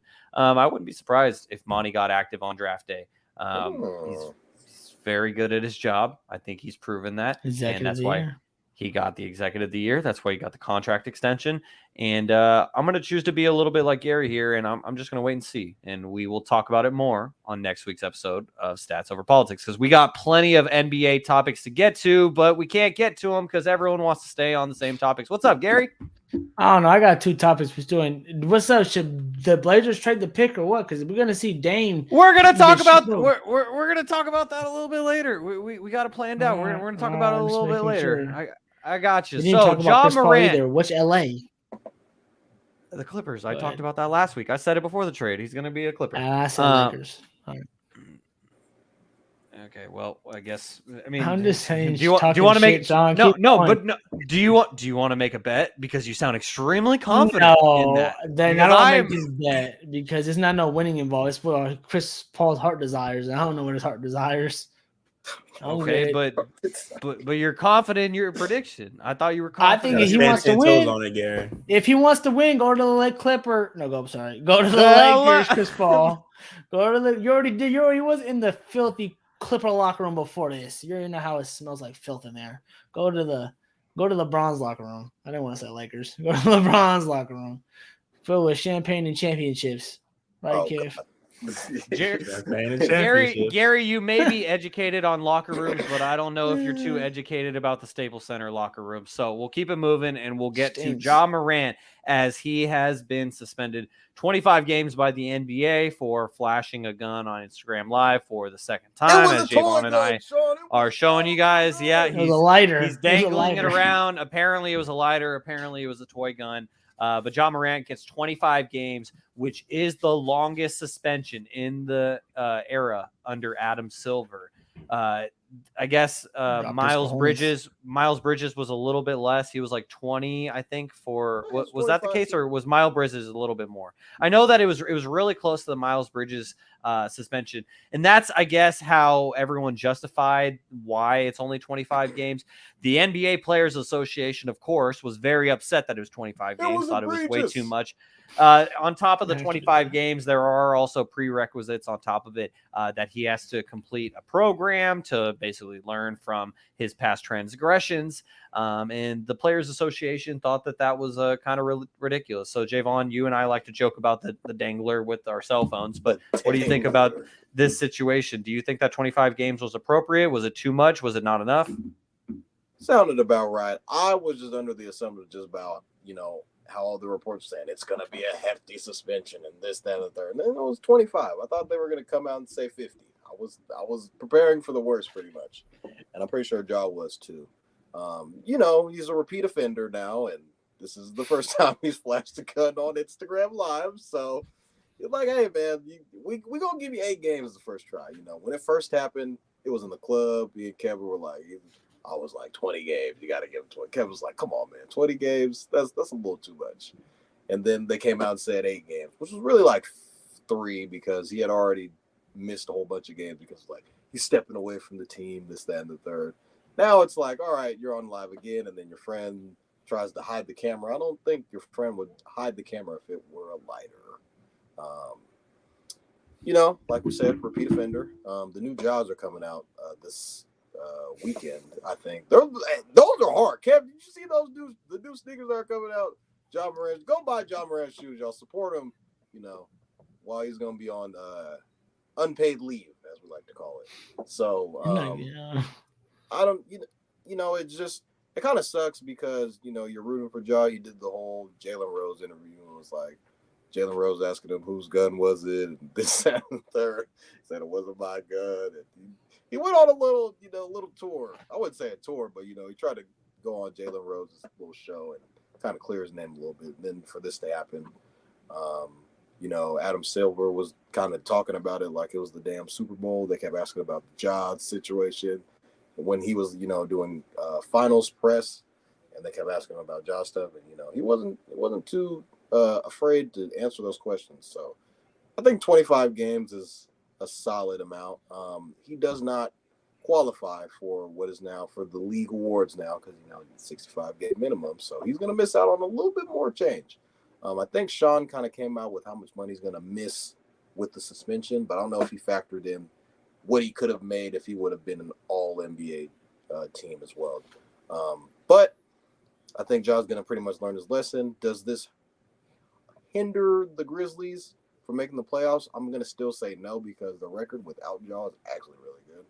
So I feel like Memphis will probably be able to hold the fort down now. They probably won't be a number 2 seed like they were last year, but they probably still figure a way to crawl into the playoffs. They're going to be missing Dylan Brooks because he's not going to be on the roster anymore, so they might miss a little bit there. But as far as the team goes, I think Memphis will figure out a way to still get to the playoffs, even without their star player. Just to mention how much money he did officially lose is he's losing $7.6 million in salary before endorsements. That's about $300,000 per game. So did you think that's appropriate, Kevin? Shaun? Yeah, I mean, I was on the Toddy side. I thought it was going to be a lot worse for suspension. I think the modern day NBA death penalty is probably 18 games because you can't make any All NBA awards and you can't really get any awards for it. So I think that's really like the death penalty of all penalties. But I'm taking it the other way of what Toddy mentioned. I think the Memphis Grizzlies are going to have a top pick. I just don't see Derek Bain making a huge jump to kind of fill that Ja Morant hole. And Ja, I really wasn't a big fan of Triple J being an all-star last year, so I don't think he double downs on it this year. On the defensive end, he brings it, but he's going to have to be an offensive threat for 25 games. And I don't know what that's going to look like. You said they're going to be mizzling out Dylan Brooks. You have Tyus Jones coming off the bench, but they're going to have a lot of holes. Brandon Clark's going to be coming off of injuries, recovered from an injury. You have same thing with Steven Adams. Everyone talked about Zaire Williams and him possibly taking another jump. I think the Memphis Grizzlies are going to struggle tremendously without Ja Morant for the first 25 games. All right. And also earlier I mentioned the Miles Bridges suspension, which has been the longest suspension in the Adam Silver era. That was 30 games for domestic violence. Ja Morant now gets 25 games. So I guess that's the furthest that Adam Silver will go, is 30 games so far, at least. And so what did you think about this, Gary? Was it fair? To be honest, I was going to rock with whatever he rocked with. If they slapped him with an 80 ball for a whole year, I would have been. It would have been tough, but I've been like, hey, you learn your lesson any which way. I think. Yeah, you know what I'm saying. I feel like it's a tough situation, man. I don't really know what angle I want to talk about, to be honest with you. Like, what part of me wants to talk about, like, you know what, Ja, it's all good. Take it on the chin. We all make mistakes. Double back, and he's gonna come back for a vengeance, and he's gonna, we're going to see probably from a year from now, he's going to be maybe even next year's playoffs when he comes back after 25 games and he gets back from suspension. I'm pretty sure he's going to be the Ja we know, because we know one thing.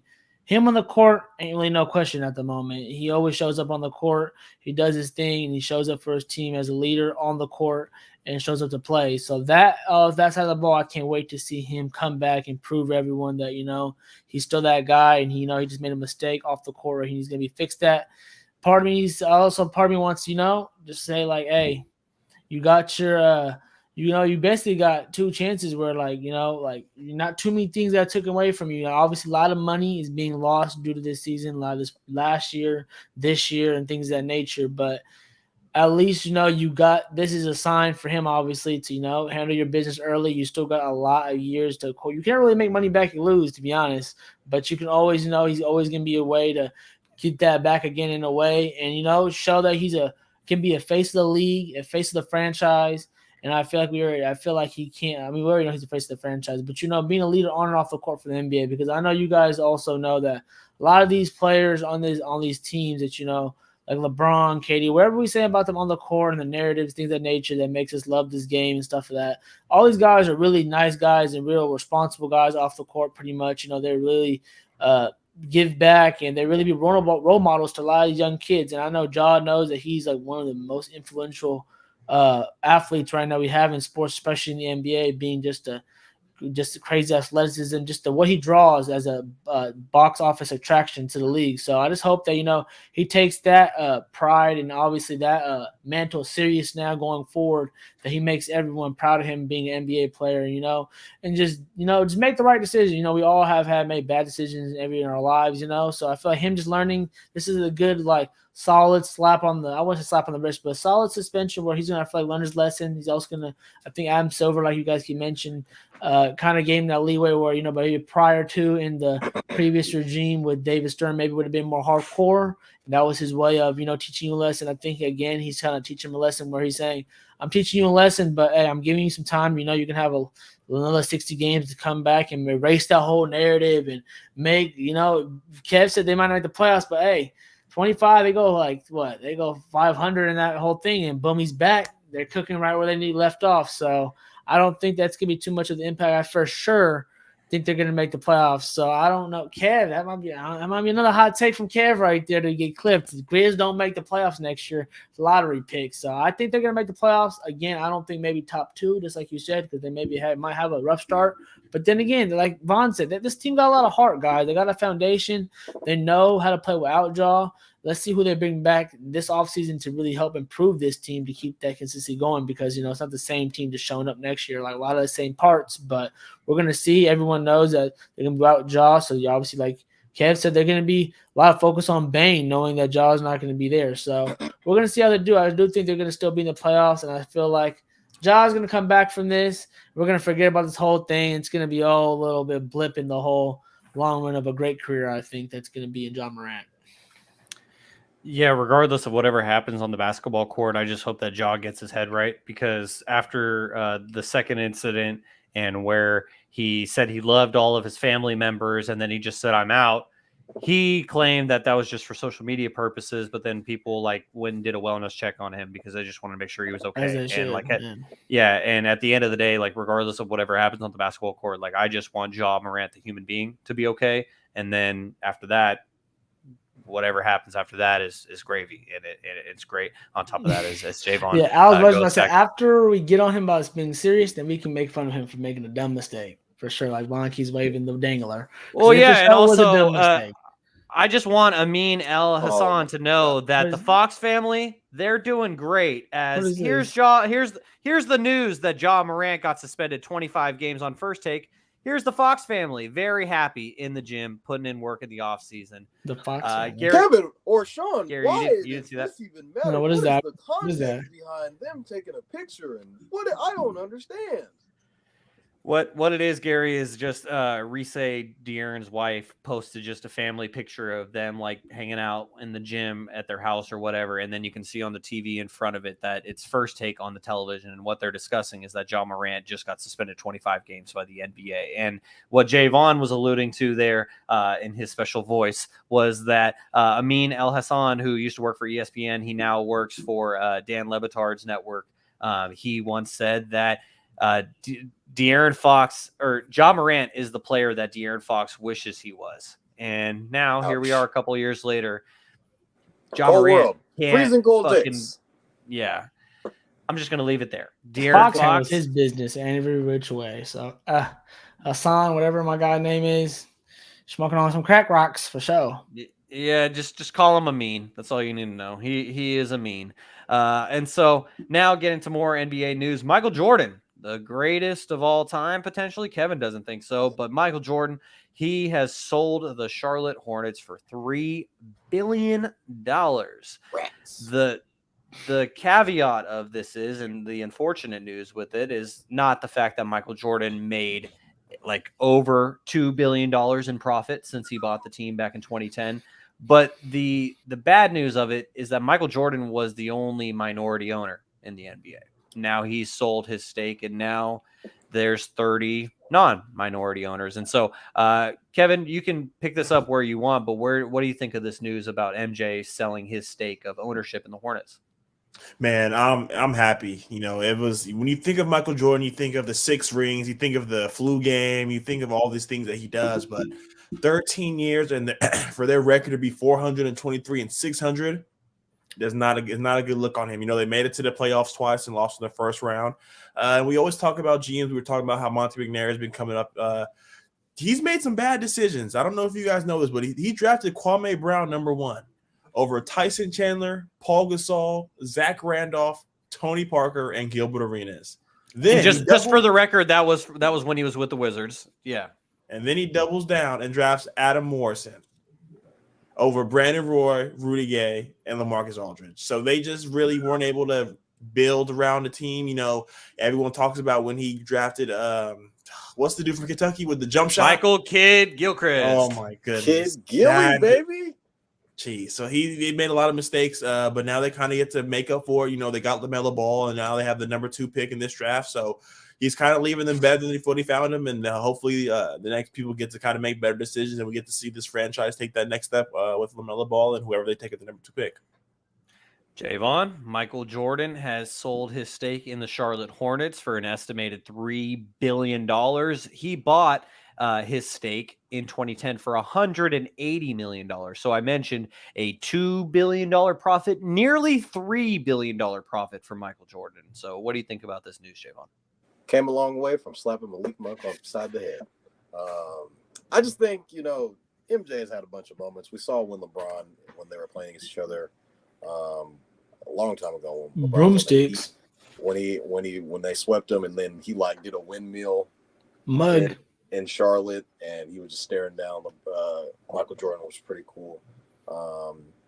Yeah, I definitely think, you know, from being, you know, from the Charlotte Bobcats to the Charlotte Hornets, I think he bought the team for like $180 million, and then ends up selling for $3 billion. I think that's a win. That's a win in my book. So, you know, they're not the best owner. I mean, their team hasn't really been the greatest. I think, you've had some cool drafts. I'd say probably the best player-ish was probably Kemba Walker. We've seen Kemba have some 70-point games here and there. LaMelo Ball is in that conversation. Still young, but I'd say the best so far would have been Kemba as of right now. This team has a lot of promise. I think they're very young right now, so we'll see the direction that they go in from the sale. J. Cole is a part of the minority stake that end up buying the Hornets, so I don't know if J. Cole's going to be at the draft making draft picks or something like that. Of course. But I think it's cool to see that he was a part of the ownership stake, and we'll see where they go. I think they should draft Scoot Henderson, as I mentioned earlier in the draft preview. But we'll see where the Hornets go from here. What do you think, Gary? To be honest with you, you guys maybe fill me in. Why did he sell the team? Just because he wanted to, because of the money? I think so. Basically what I read from reports is that he wanted to spend more time with his family, and he didn't want to have the day-to-day operations of always being a team owner and having those responsibilities is what I got from it. Makes sense, because I was like, man, like, it's kind of the time I feel like he should have stayed in. He might have maybe finally got over the hill in terms of, they got LaMelo. I feel like they hit on that. They got a top 2 draft pick this year. And we all saying there's a pretty easy pick Scoot, you know what I'm saying? Or, obviously there's another couple players. But I'm saying, like, I feel like he's finally was turning the tide, you know what I'm saying, and actually starting to get it back on track. So, but, hey, he's the GOAT, especially, in terms of making off the floor money. In terms of athletes, he's probably the GOAT in that, too. He started it with the shoe brand, and ever since then, yeah, we got a bunch of his sneakers in the background. Exactly. The sneakers, man. I ain't gonna lie to you, bro. How many bronze do you own, Kevin? Not a single pair. I own one. I own some 13. Bro, I couldn't hoop in them things. Them things bricks. It's heavy. Them things is bricks. I got 2 pairs. I called mine space boots. Yeah. Yeah, bro. I wasn't wearing those ever. No point. Yeah, there's some good LeBron 9s. I had some LeBrons growing up. Yeah, probably. There's some LeBron ones that go with some full fits too. I'm not gonna lie, depends on which one we're talking about here. But we already know the Jays, as we know, Von, Mr. Shoeman himself knows, those sell the most. They've been selling the most for decades and years. So man, he again just makes the big money move. Like, I feel like obviously as a owner, you can rate him as pretty low as it gets in terms of the NBA. That's really right there. Stats, all of that one, stats and pure stats itself. Like literally, I think Kev mentioned like 200 games, almost under 500 as an owner of this team, and looking at the decision making and things of that nature. You always wonder, should like the best player, one of the best players ever, should he be picking players? Should he give someone else? Like, it's so hard to tell. Like, Mike, we shouldn't make that draft pick. Mike, what are you talking about? I'm one of the greatest ever. What are you trying to tell me about basketball? You know what I'm saying? So I bet you that's always been a tough conversation to have in the building, because I feel like nowadays a lot of these teams that are really well-oiled machines are like a lot of collaboration between multiple different heads. You know what I'm saying? A lot of teams that don't run like the Cowboys do, where it's basically Jerry Jones or bust. You know what I'm saying? A lot of teams have a lot of collaboration because it's a big decisions being made. So a lot of variables need to be impacted. So I feel like those type of owners, maybe, I'm not saying Michael Jordan did that or not. No, I'm assuming maybe I can see from a distance. You know what I'm saying? I'm just assuming so, that he maybe had those moments where he's like, man, F that, I'm taking. And I bet you all owners probably had that moment, but what can you say back to Mike? Like, you can't really say nothing back to no owners, but you really can't say nothing to Michael Jordan. Like, no, we should pick him instead. He's going to be better. Like, no, like what? So, it's cool for him to, big investment move, big money bag move. So that's cool for him right there. So overall as an owner, I think, he probably it's nowhere near obviously his career and none of that. We don't have to discuss that. But him as just a businessman, his business move, and him just creating impact for players just to show players like LeBron who want to buy a team, and players who probably are basically influenced by other teams and other sports leagues by what MJ did. It's really cool to see that impact as well.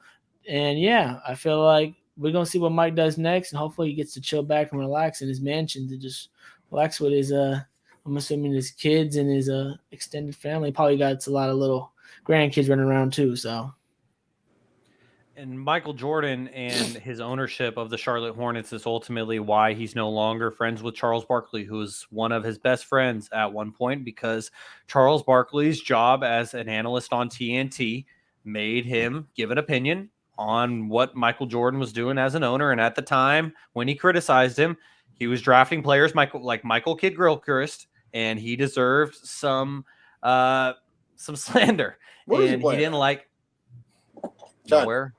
Out of, A lot of people were hyped on him though during that time. I remember. he's playing at the local YMCA. So it's like, man, I know, but Well- during that time he was hyped though. I remember he was hyped during that time.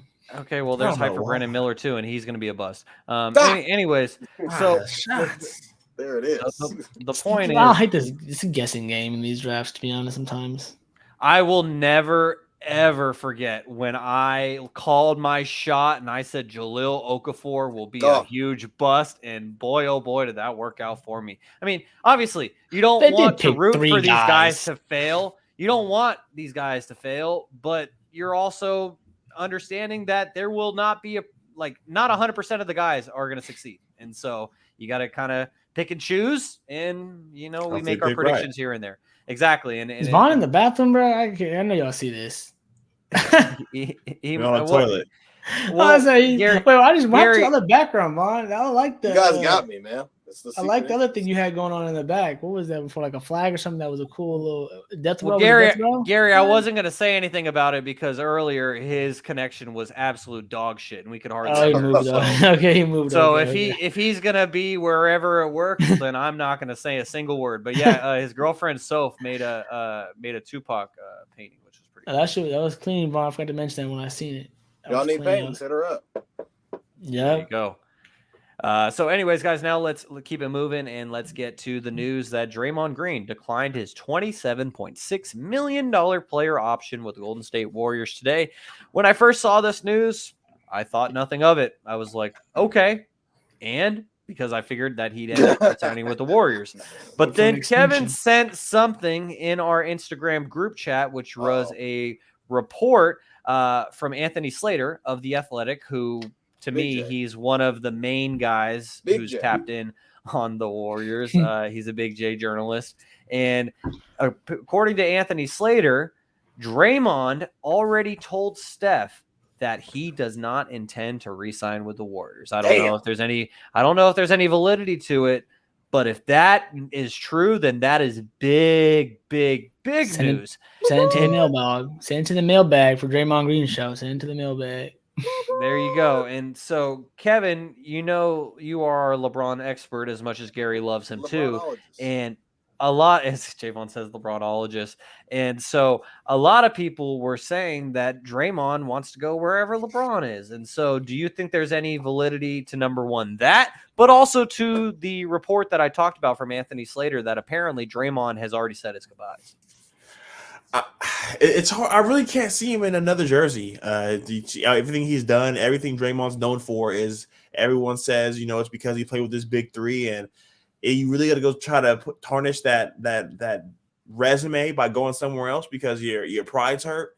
I think that he really signed. He said his goodbyes last summer when he punched Jordan Poole. We saw the effect that kind of took on the team. So they're not getting sent out the young guy they just paid. So someone has to go. And Draymond kind of said earlier in the interview, I don't know who he was talking to about the future. He said, the writing's kind of on the wall. So I'm not surprised with this at all.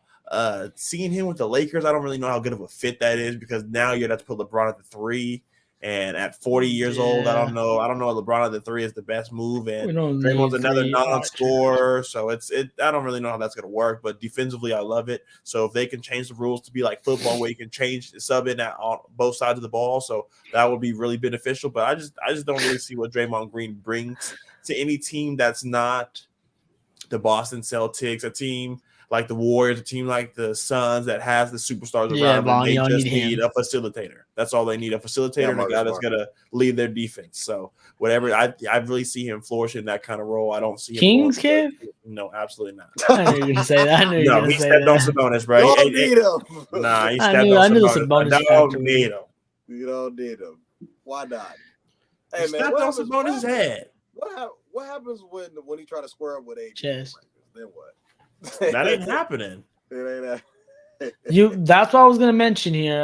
For Draymond Green, I think like Shaun said, it was like it's kind of expected. He obviously is a veteran player, so he obviously wants more years on his deal instead of the more money for 1 year. So I feel like he's looking for obviously a little long-term contract for that money to be spread out. It's gonna be a better investment for him. And also, yeah, it's gonna be Draymond Green is a champion. He is a guy who brings I think great leadership and great value to his team. But I was saying, Brett, I think Draymond would agree too. Not every team can handle him as a person and as a personality, and that is not a bad thing to say. I feel like he brings great qualities and positive aspects to his team, but a team has to be ready and built for able to take that in a positive manner when someone's yelling at your face to do this, that, and the third, and you might take it as barking at you, but in his way, it's that he's passionate and wants his team to get on the right page, and his type of leadership style that has been proven to work with Steph Curry and work with Klay Thompson and create a dynasty right there down the street from us here in the Bay Area and the Golden State Warriors. So I feel like this is I don't know about him leaving or not. I feel like Kev said, I feel like it'd be hard to see him somewhere else. I would hope for his sake. I think that he should stay there. I think he should retire there. I think he should retire with Klay and Curry. I think as an organization they should ride this out. I know they might want to say they're too young, or they're too might getting too old and things of that nature. But they want to ring with the youngins, and I think it's time that now they put all the youngins in a pot and cook it and go get something. I think that's going to be nothing against those guys. Those guys are great individual players like Jordan Poole and Kuminga. They're going to make noises places somewhere else. But if the team is not ready to move on, I feel like unless they want to fix it and get them back on the same page, I feel like it's going to be better for them to get some guys who are going to help them to beat teams like the Lakers, who they lost to, beat teams like the up-and-coming Kings, like we know, which they went to 7-game series with, and go to beat teams like Denver. I know they beat them last year, but that was obviously without Murray and a lot of players and a whole different team now. So they're going to have to retool and restack up to really, defend against, to have an opportunity in this West. I know Shaun said the dynasty's over. They won't be in that hunt no more. But I still think with Steph Curry on your team and being a top 5 player, they could be in this hunt. And I think that Draymond could be a key cog because he knows how it works. If you know how it works, and it's so easy. If Stephen Curry would probably relate, he can play with anybody, but so much easier, as you guys know who've played basketball for many times in your life, that when you play with guys you played before, where they trust you, they know where you like the ball at, you know what I'm saying? Everything they know each other like the back of your hand, like the back of their hands, literally. They know how to play each other. They probably can throw their eyes, they probably can close their eyes and run plays together. Curry, Steph, and Draymond, that's how many years and reps they have together. So I feel like in the best interest of the Warriors as a team, I feel like they should keep him. Best interest of Draymond, I feel like he should stay as a Warrior too. But, I don't know about the Laker thing and stuff like that. I know it's a LeBron connection thing, but like Kev said, Clutch. I don't think it's working on the floor. So maybe you can come up with some teams that he can maybe help groom and get better. Maybe I could see maybe go to even I was gonna say Miami, but then again it's gonna make Bam kind of obsolete. So I don't know, you got to go a team. That thing about Draymond, he brings so much off the court, so you want him in the locker room. But at the same time, if you want some things to peel off him on the court, has to be in a certain situation that's going to be beneficial to him. So I feel like that's really what Draymond's in right now. So I feel like for his situation, it would be best for if he stays with the Golden State Warriors. Well, Draymond is tied for the third longest tenured player on one team in the NBA. Any guesses who the top two Curry are? Klay. There it is. Stephen Curry, 2009. Klay Thompson, 2011. Who is Draymond tied with? There we go. Good shit, Gary. Too bad that wasn't Shaun. Beal probably left today off that list, and Udonis retired. Yeah, I think Beal. Yeah, I think Beal was 2013, so he was pretty close to that as well. So yeah, exactly. Look at that. Look at you, Gary. That's Too bad that wasn't Shaun's. Too bad that wasn't Shaun's pop quiz. Swing and a miss. So a couple weeks ago, we did talk about the departure of the former GM for the Golden State Warriors, being Bob Myers. They introduced their new general manager today, former NBA player Mike Dunleavy Jr., former NBA player, also son of a former head coach in the NBA. And so, Kevin, what do you think about this news? Is it significant? Is it just a guy to fill the space? Jag. No, I think it's significant. He's a dookie, so I gotta show love to him. I think politicking. Being with Coach K, being in the Duke brotherhood, I feel like this is the best position to be in. He's seen a great recruiter. He's seen how a program's been built from the ground up. So I think this is the perfect person to kind of take the lead, take the balance from Bob Myers and see what he can do with it. Like Gary mentioned, there's a lot of decisions that have to be made regarding this team. So it's going to be interesting to see what Mike Dunleavy does and see what the Mike Dunleavy wave of Warriors basketball looks like. I'm excited. Gary, real quick, what do you think about Mike Dunleavy? I was going to say real quick, I trust the Warriors organization. I'm pretty sure they handpicked the guy. It wasn't really a big we're having interviews for the GM they for the groomed Warriors. him. Yeah, exactly. So they know what they're doing. They're a smart organization. I trust in the Warriors. They're a high-class organization in the last 10 years. What else can you say? I think, like I mentioned, we talked about this before. I just want to just unpeel this real quick just again, that I think that, we mentioned that Bob Myers stepped down, and I think it's obviously, I'm just guessing that it's because these hard decisions with Draymond and Clay and going forward, he said, "I ain't doing it." He's like, I want to keep stepping up. I don't want to be in like a Last Dance documentary and getting shitted on later on 10, 20 years from now. I want to leave that saying, I loved y'all and I left what y'all would love. So I feel like that's what he's doing. So we're going to see, because the tough decisions will be made soon here. Gary, I listened back to myself speaking a lot on this podcast, and I pick up on some of the verbal crutches that I have. Yours is A, so that's why every time I hear you say A going forward, I'm gonna say B. Keep going, Shaun. Keep doing it. Yep, I got you. Just to make us all better. And so Jaevon, real quickly, what did you think about Mike Dunleavy getting hired as the Warriors GM? I don't really think of it any much into it. They obviously groomed him, being in the room. He used to play for the Warriors. A lot of people, I don't know if they know that, but he definitely did used to play for the Warriors. So, yeah, a lot of big moves are going to be made. What to do with Jordan Poole. Didn't really have the greatest season, especially in the postseason. A lot of people kind of shitted on him tremendously, and after getting that contract. So, Draymond obviously opting out of his deal is, they're going to re-sign Draymond, or is he just, bye-bye? I'm not too sure. A lot of things got to go into place. They traded a bunch to get Gary Payton Jr. I think it was 5 second-round picks.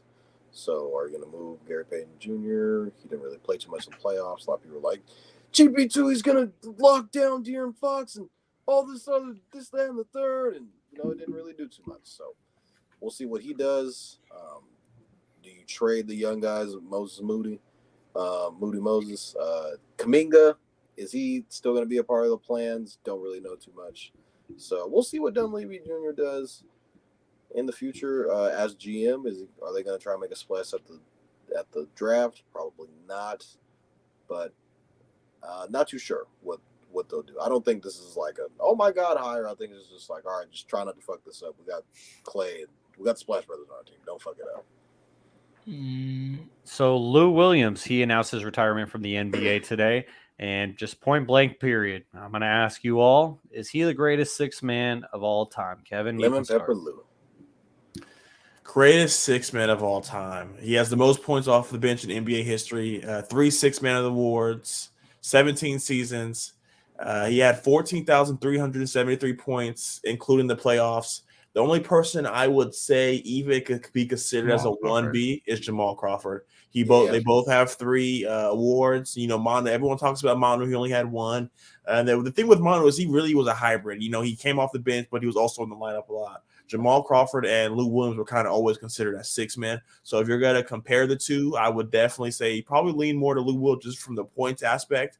But Jamal Crawford was a bucket, and he played for 3 more seasons, and he averaged more points. And, Jamal Crawford might have had the more shiny career, I would say, with Lob City and him in Atlanta. And Lou Will kind of had to ride around and get team to team. But if the real hoopers know Lou Will, that's why he goes by the underground GOAT. So I'm going to have to say Lou Will is the best 6 man of all time. Jaevon, is he the greatest of all time? I'm going to second Kevin on that. He kind of went over all of the stats. I didn't realize that Lou Williams played for 17 years. That's just crazy. And he's been around the league for a long time, obviously a vet. Cool story about Lou Williams is when he was playing with Allen Iverson, he made him hold his bag or whatever. There's a bunch of jewelry and money inside of it. And he pretty much just let him hold it. And then pretty much after the fact, he gave Lou Will a bunch of money and stuff like that after the fact. So I just thought that was a pretty cool story. I was kind of paraphrasing the story, but he kind of goes more in depth into it. I think it was on the All the Smoke podcast. But Lou Will, I think, is probably the best six man of all time. Gary, what about you? Hall of Famer? Shout out to Lou Will. Congratulations on a great career on Lou Williams. Again, I kind of on the same boat of you guys, but Lou Williams, Jamal Crawford. If you're a regular, especially our era when we're youngins, those guys were cooking in the crock pot, literally. If you wanted to watch some guys really do some magic on the court with the ball and just score seamlessly, these are two guys you want to watch. But even though they have all the hardware, they have all the points off the bench, you guys, I love those two guys. I feel like they're great. They're like one of the faces of six men. But, Kev, you actually made me remember. I'm going to pick my guy, Manu. I know everyone hates it. But as we know, six men, all six men come off the bench. But they all, most of them, if they're good, they get buckets. They play in the fourth quarter. And I feel like Manu always played in the fourth quarter. And these guys play in the fourth quarter too, but that's what matters, Kev. Getting them rings like Von's counting up and the impactful moments like he did was consistently having that role when he could have easily, like these guys easily could have been starters. Isn't it? They're actually a six man. All these guys are six men because they chose to be six men, not because and the coaches said that's the best for our team. And they were stepping back and making a good choice, especially when I think Lou Will was on, and I think they both played for the Clippers. And I remember whoever was during the Doc years. They were both in the Doc era. They both won it twice with the Clippers. Yeah, exactly. So I forgot which player Doc was talking about, but really, he was like, you could be a starter. I think it was Lou Will. His last like, really, you could have been a starter, and I would put you out of the bench player. So a lot they did this to sacrifice. So that's what six man means. So all three of those guys, I think, are a question. But I think I'm gonna give the nod. I think Kev hates it, but I'm gonna give the nod to Ginobili. Just going to the finals so many years, putting on fourth quarter displays, being one of the greatest closers, but not greatest closer, but really being an impact on this team, man. Just being one of the greatest three guys, but you could say third wheel play, like we were talking about earlier with Kevin Love, Chris Bosh, all the third wheel guys we're saying really sacrificed but made an impact in so many different ways on the floor. Not just scoring, Kev. A lot of other stuff Ginobili did. So I feel like that's why he's gonna be the greatest six man of all time. Well, I would expect nothing else out of our resident devil's advocate, as Gary loves to play devil's advocate. I'm gonna make it 3-1. To me, I think that Lou Williams is the greatest six man of all time. Not only is he tied for the most six man trophies ever with Jamal Crawford, but then also when you compare how many games, because like Gary said, Manu, he started plenty of games, but when we're talking just six man, just coming off the bench for their entire career, Lou Will did more of that because Lou Will played in 1,123 games in his career. He started 122 games. So that means 1,001 games Lou Will came off the bench. Jamal Crawford, I mean, he started in 433 games in his career. That's like triple at least how many games Lou Will has started. And stats over politics. And also Jamal Crawford did have 1,327 games, so about 200 more games in his career. But to me, I just think that Lou Williams, he is the definition of what a sixth man is. And kind of what you're talking about earlier, Gary. Jamal dropped 50 in his last game, pretty sure. And didn't Jamal start when he dropped 50 in his last game? Question. It's all good. Don't worry about it, you guys. Stats over politics.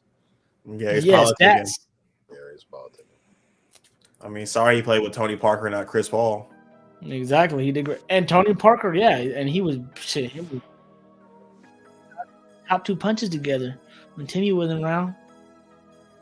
Yeah, let's move on. Out of time, we still got two important places to get to, so I don't want to waste any more time. And I want Who's to the guaranteed Hall of Famer? Gary doesn't want to move on. It's okay. Ginobili. Who won championships as part of a core? Ginobili. Like, we're comparing apples and oranges here. Not really. That impact to winning. What's the point of a six man to win? You can score 30 and lose all the young games. What's the point of the six man? Stats over politics. Move on. Welcome to Shaun's Pop Quiz NBA Draft Edition. After 33 episodes, Kevin is in the lead with 18. Toddy has 13, and Gary has 11.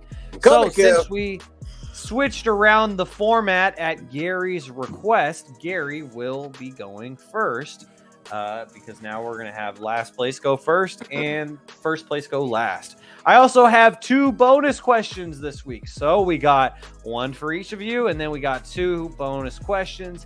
This week's theme is the NBA draft. So, Gary, here is your question.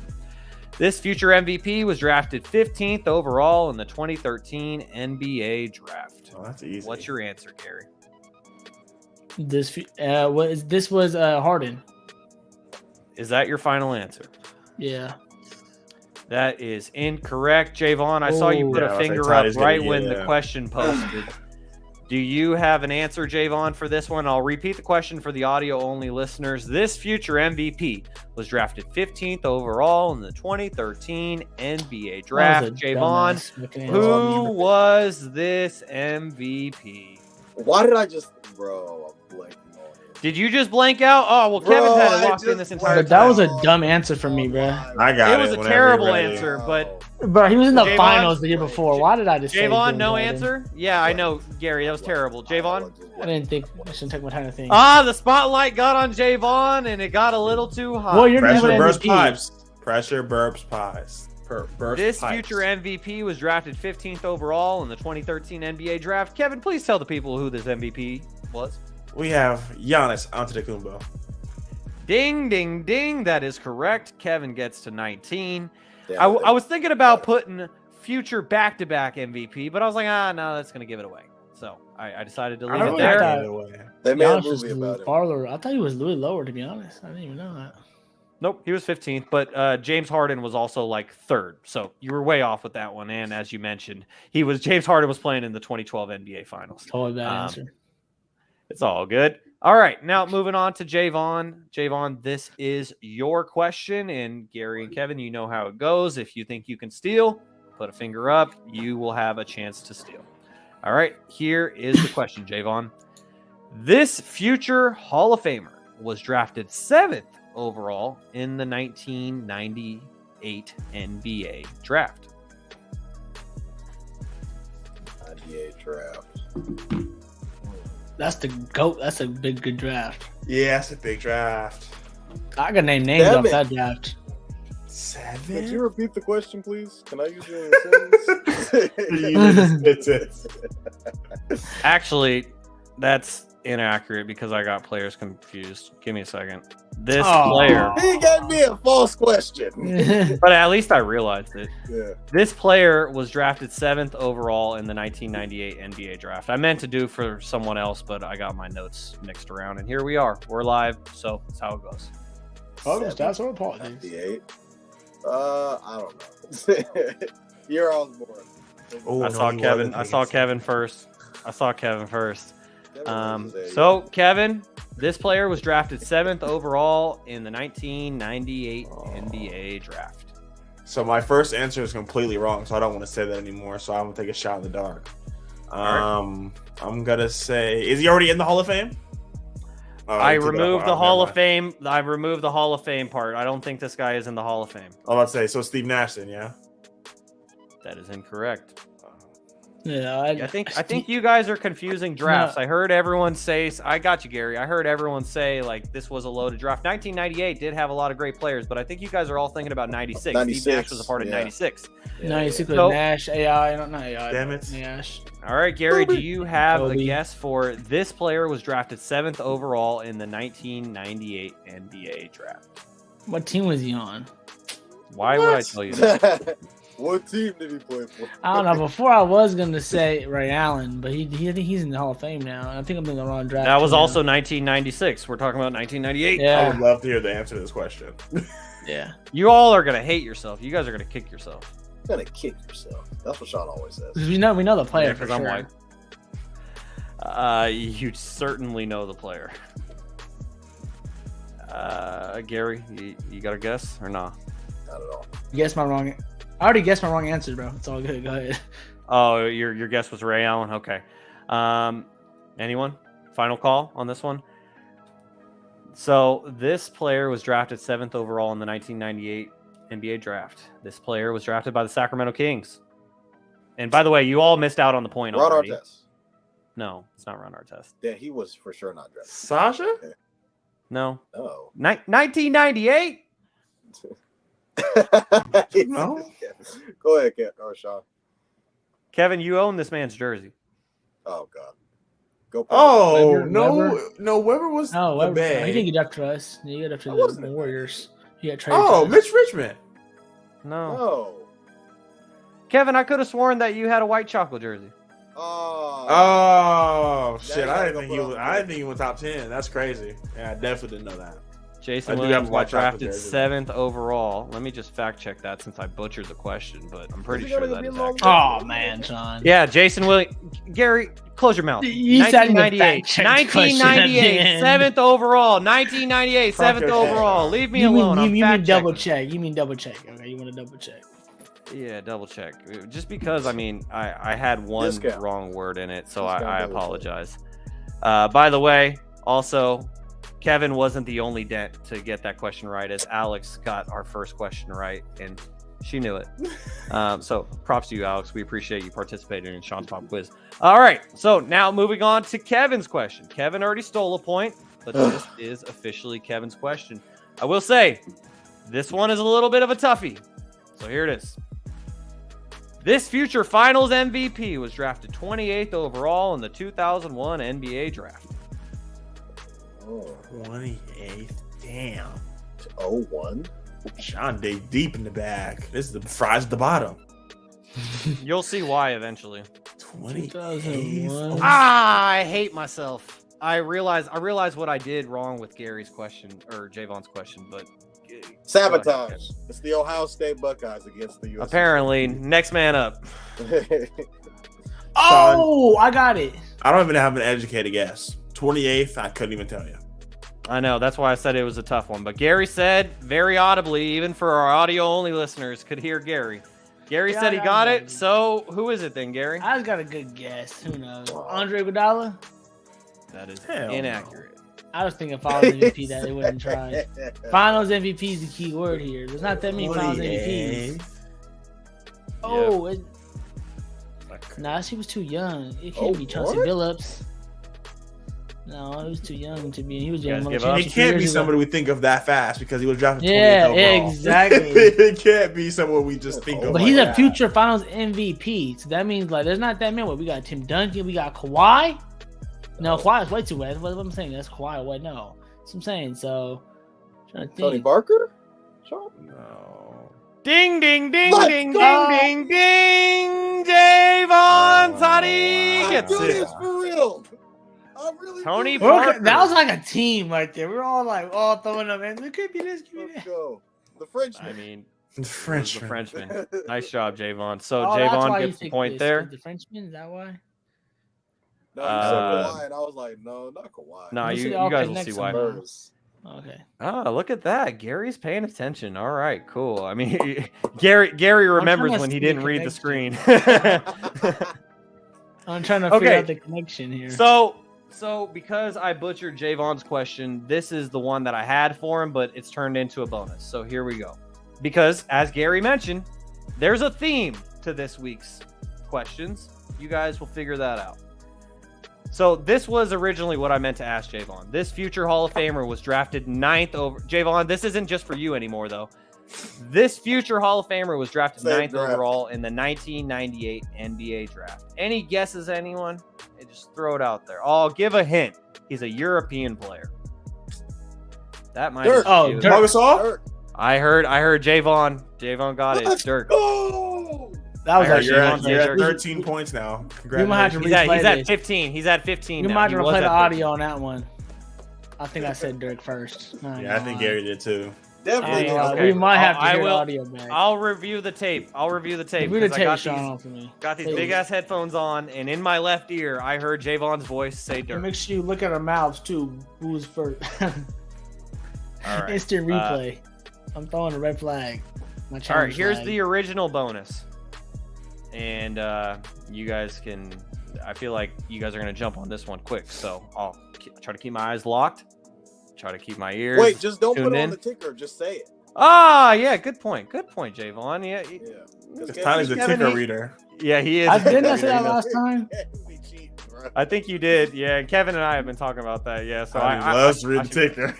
Hey, Toddy's on it. I mean, all right. So here's the question. I like reading the ticker too. I know. This future.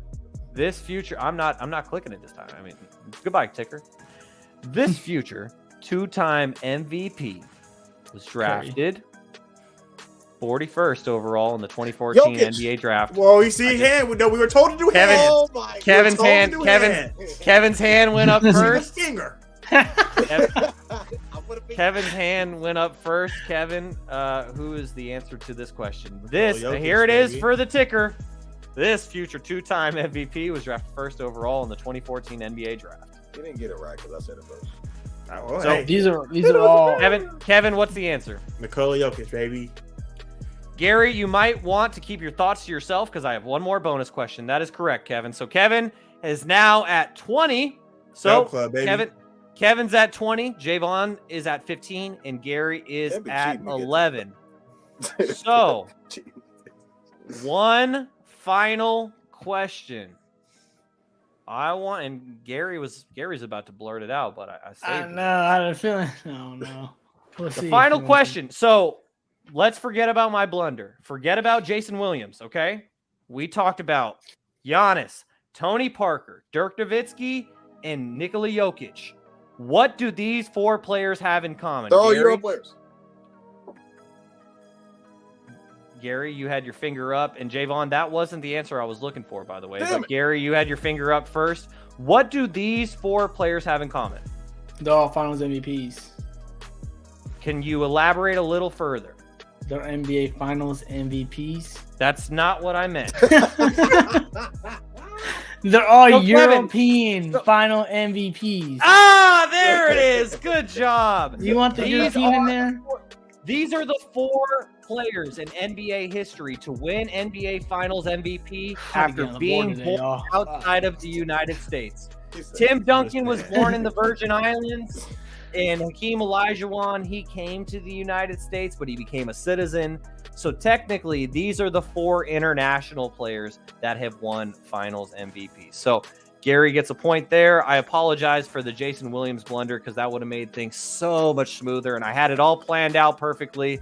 But even when you have things planned out, they just don't go your Them way. damn Buckeyes, man. I'm telling you. It's them damn Buckeyes. And I mean, maybe we should have Alex on the show because Alex Bro, been Alex nailing is all of goated. these. She's been nailing all these pop quiz questions. She says Tony Parker or Banu. Her first thought was correct. It was Tony Parker. So we appreciate you, Alex, for participating in Shaun's pop quiz.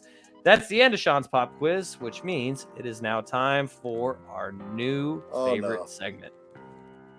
Oh, yes. Oh. Oh, yes. So, for the first question of the day. Oh, damn. I got to type it in. Intermission. Well, No, Kevin, go ahead and read it. I got the behind the scenes stuff for you. Okay. Bad. Perfect. So, first question of the day with all the Bradley Beal news going along. Is Bradley Beal a top 25 basketball player in the NBA today? Gary, I'm going to go to you first. Fact You're or gonna cap? go to me first. You know, I was gonna do my research real quick right now. 25. Beal. I'm trying to think. There's 20 in the All-Star game. He was an All-Star this year. I'm saying he's top 25. I think that's fact. I think Bradley Beal is very on the edge of top 25.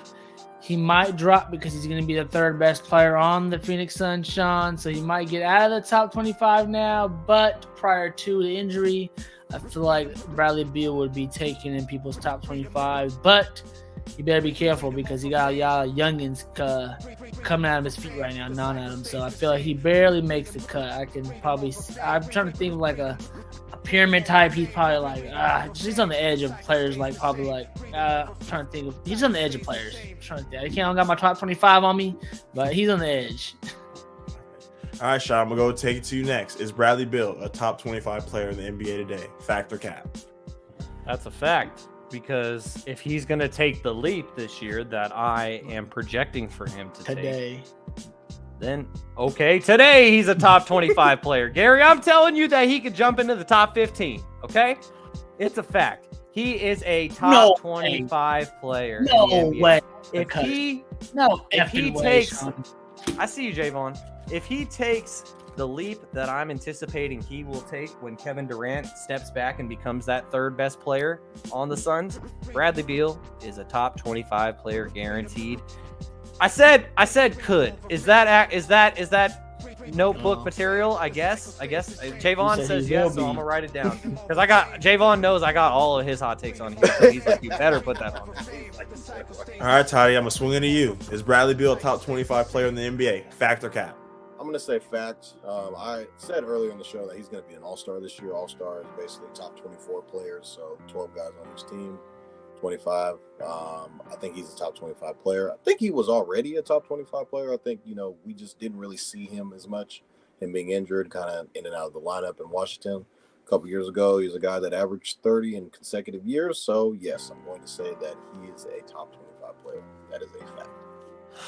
Damn, you guys keep putting me in this seat, man. You keep putting me in the devil advocate seat. So, Toddy, I'm going to need you to do a favor for me. I'm going to need you to count these names because I think Bradley Beal is not a top 25 player. I think this is cap. So, I'm going to need you to count these names for me. So, we have Giannis Antetokounmpo, Nikola Jokic, Luka Doncic, LeBron James, Kevin Durant, Steph Curry, Joel Embiid, Jason Tatum, Kawhi Leonard, Ja Morant, Jimmy Butler. He doesn't play. Ja Morant doesn't play. I'm sorry. Trae Young, Devin Booker, Damian Lillard, Paul George, Karl Anthony Towns, Anthony Davis, James Harden, Jaylen Brown, Donovan Mitchell, Zion Williamson, Kyrie Irving, Brandon Ingram, Anthony Edwards, and Shai Gilgeous-Alexander. That is 25 players that are better than Bradley Beal. Yeah, but they'd be hurt. There's probably 6 or 7 players on that list that. Yeah, don't say Kawhi. Don't say PG. I'm just saying. If you had an sounds like some cap to me. If you were a GM, you have Kawhi and Bradley Beal. Everyone here is picking Kawhi. Yeah, but he's hurt. I'm just saying. So he's a better player. I say he's better, but I'm just saying I think this year he's going to be an all-star based off of health, and I think he's going to be playing a lot. He's going to be an all-star based on the team he's on. Okay, that's fine. He's a top 25 player. Yeah, I'm looking at like a little pyramid little thing right now. He's top 25. Like, look, okay. Yeah, we can go to, okay. He's better than James Harden at the moment. No, he's not. James Harden? That's not crazy. That's absolutely insane. We were talking about him being an all-star snub, and now we're going to say Bradley Beal for 50 games is better than James Harden? At the moment, not all time. I'm not taking all time. Yeah, 45. Not any right moment. Now. No, right now he's better than he's younger. Like Shaun said, he's younger than him. He's younger than him. All right, so let me hear the rest of these names. All right, I'm taking Bradley Beal over James Harden at the moment. I'm taking him over Jaylen Brown at the moment. I know that's a hot take, but did anyone else catch that when Kevin was listing off those names and he said Jaylen Brown? I saw Jaevon go, yup. Exactly. Okay, and yeah. All right, for clip purposes, Gary, I'm gonna need you to start over because this is going on TikTok. I'm letting you know now, so I'm gonna need you to let me know the players that you think Bradley Beal is better than. I think looking at this list I'm looking at right now, I think I would take at the moment. I'm taking Bradley Beal over James Harden. I'm taking Bradley Beal right now over Kawhi Leonard due to health. I'm also taking him over Paul George due to health. That's 3 players right there. I'm taking him over Jaylen Brown, who I know he's a very young talent who's going to go far, but I would say they're neck and neck. So that's why I said earlier Bradley Beal is on the cusp. I could see some days that he could be better than, I know you're going to hate me to say this, obviously defensively not, but offensively, he comes with his care package every time. Is that man AD, who's also on always injured list. So again, I loved AD, but again, the player, obviously we know Bradley Beal's been injured the last few years, but in terms of when he plays, he has been a top tier talent in this league.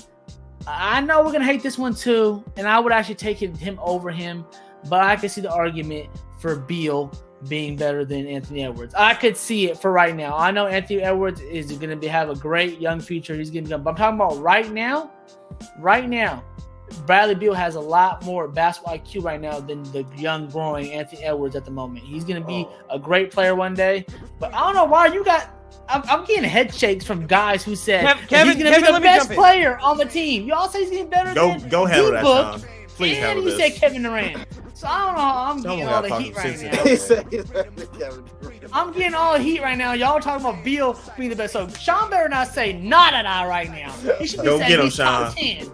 I've been hearing Shaun Bear say top 10 player right now for being the Yeah, best see, player. that's why we have the notebook, because now you're just getting my comments wrong. It actually says top 15. No, you Could said be he's top better 15. right now. You said because to win a championship. Hey man, I'm just waiting for me to Kevin speak so said I don't gotta Brandon talk Ingram's over better you. than Beal. I don't Oh, think it's all good, Kev. He's on the edge. Like I said the whole time, he's on the edge. He's outside looking in. So Kevin, the reason why Right I on the wanted to edge. speak before you jump back in and gave your rebuttal to Gary is because Gary and I agree that Bradley Beal is a top 25 player in the NBA right here, right now, today. But what I didn't like about what Gary just said and what he just did is that, number one, he wanted to talk about injuries and say, oh, I'm taking Bradley Beal over these 5'10 guys because of injuries. But then he wanted to bring up the fact that Bradley Beal played 50 games last year, I right? really don't And think. then, I Let him really talk, let him think, talk, let him though. talk. I really think. I didn't. Let me real quick. I Get just feel him. like Bradley Beal didn't play because he was in Washington. But go ahead. I feel like he did that because he played in Washington. Just like wow. we've seen. What's his So name? hold on. So you're killing your whole argument that you tried to make against me when I said that Kevin Durant played 47. Oh, he played 50 games, only 3 more. But now you're contradicting yourself by saying the reason Not why I really, don't because think he I played still is. think Kevin Durant's better than him regardless of the games he played. But my point is, Gary, is that I gave you stats and then you said that it was wrong, right? But now you're using those No, you're same saying those statistics stats and what makes those him same better. models. You're using the You're same saying those statistics. games that makes him better. How is this game making? You try to use that? I said that doesn't even matter about the game. I'm talking about him as a player right now. He's a better, has way more in his bag to give to the game than Beal does. Kevin Durant does. But anyways, go ahead. Okay, let's just put the games played off to the side, right? You're telling me, just in your argument back to Kevin, that you're taking Bradley Beal over 5 to 10 players that he named due to availability, right? But you use that against me in the art.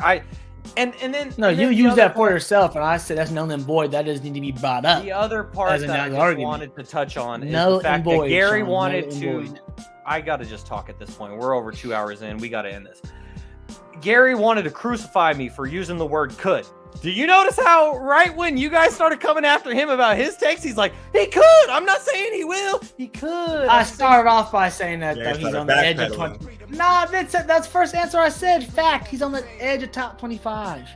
He's not a guaranteed top 25. Gary, all I'm saying is the shit you come after me for, you do the exact same That's shit. my job. That's all that I'm saying. All right, so let's move on. We were talking about the draft earlier, so I have to get everyone's feedback on this. Fact or cap? The New Orleans Pelicans will trade Zion for a top 3 pick in Thursday's draft. Toddy, I'm gonna start with you. Kev, Oh, I'm gonna need more time now on these lists. Just FYI, I need to. If we're making lists, I need to look at lists prior to. Anyways, go ahead. I got the question for you. The Pelicans will trade a top 3 pick on Thursdays. Oh, y'all seen what I seen today? Was it true that the girl we messing with about to expose him if they don't trade him? I seen that pressure. I don't know if that was true or what, but that was kind of crazy to put out there, bro. She trying to force an NBA team to go do something like that. Oh, I don't know. It's a tough one, but they should not trade Zion. Cap. I don't think they should. Will they? That's up to the Pelicans. But I'm gonna take it as should they, Cap. I'm gonna take it as should they. Cap. They should not trade Zion. Zion's gonna come back.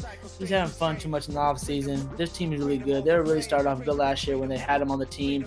And then, so they kind of fell off when he got injured. So when he's on the floor and he's right, and he got his body right, he got his mental right, the limited amount of Zion we have seen, he's straight raw talent. He can get better. So if I was them, I wouldn't just give up on him just yet, even though it looks so horrible. But hey, you don't see Ja Morant and them giving up on. You don't see Grizzlies giving up on their situation due to his little situation going off the court. So I would say his is a little less. Let's be honest now. What's Zion really doing that's really bad? Dangerous wise in terms of waving a gun and sleeping with females. Like, he's not doing that. It's just the look of it looking bad. So the look looks bad, but I feel like obviously he needs to handle his business on the court and get healthy and get on the court. So I don't think they should trade him. Cap, they shouldn't trade him. If they will, that's up to the Pelicans. All right, Shaun, what are you thinking? Are the Pelicans going to trade Zion in this upcoming draft? Fact or cap? No, I think I say it's cap. It's all smoke. I think that this is all smoke. They're gonna work it out. At least after the draft. If they do trade him, it'll be after the draft. I don't think that either the Spurs or the Hornets will trade the first or the second overall pick for him. And I know that this is about the top 3, but I don't think that. I mean, unless Dame says, well, that's what I'm saying is I don't think the Spurs would do that. I don't think the Spurs would do that. I don't think the Hornets would do that. The Blazers are what makes this plausible. Is that if Damian Lillard said, like, this is my last chance to do it here, and like this is a superstar who's looking for a new home, bring him to the Pacific Northwest where Kevin resides. I could see it happening, but I don't think it will, so I'm gonna say Cap. All right, Toddy, what do you think? Is Zion going to be traded in this upcoming draft? I think there's a lot of stuff building up to it. We saw the Windhorse. Wendy came out and said there's no real relationship with Zion and the Pelicans and all this and that. I've been saying that though. You know, there's rumors about him going to the Rockets, all this stuff going on. Horrible. A Mills chick, this, that, and the third. Gary has said it's really not that bad. It's ultimately it's actually not that bad. But, the stuff that she be saying on Twitter is pretty crazy. However, I think this is also Cap. It's hard to trade a generational talent away, even though he does play. I don't think it would be because of all the off the court stuff. I think it's just him not being able to play a full season. 30 games is kind of what he averages. So if Zion does in fact continue to go down this injury-plagued road, I'd say probably after the season is when they kind of start to explore trade options for him. So as far as this Thursday, top 3 pick in Thursday's draft, I'm going to say Cap. I'm going to have to jump on the same bandwagon. I'm saying Cap. When Zion Williamson is healthy, he's an all-star starter. Yeah, he hasn't played the games, but if he can get the off-the-court right, eating right, and just getting back into shape, it's a big if. If he can get back down to 265 when he was playing at Duke, we can see what he used to do. So that's what I'm just going to say on the subject. So if he can get right off the court, I'm going to say Cap. He's just too young to give up on him. So the last question of the day. After this playoff run, is Jimmy Butler now a solidified top 10 basketball player in the NBA? Shaun, I'm going to go to you first. This is a tough one. I'm going to say fact because the recency bias is there, but also like when he was amid this run, a lot of us were starting to talk about like, is he a top 5 player?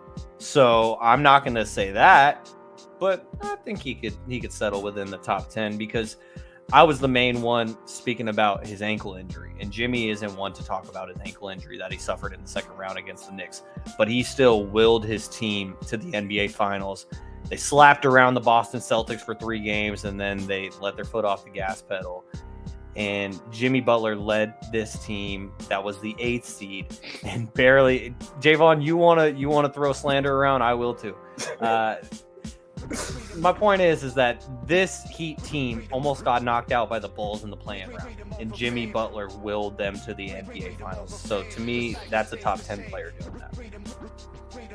All right, Gary, I saw you shaking your head. Are you disagreeing with Shaun? Do you think Jimmy Butler is not a top 10 player currently?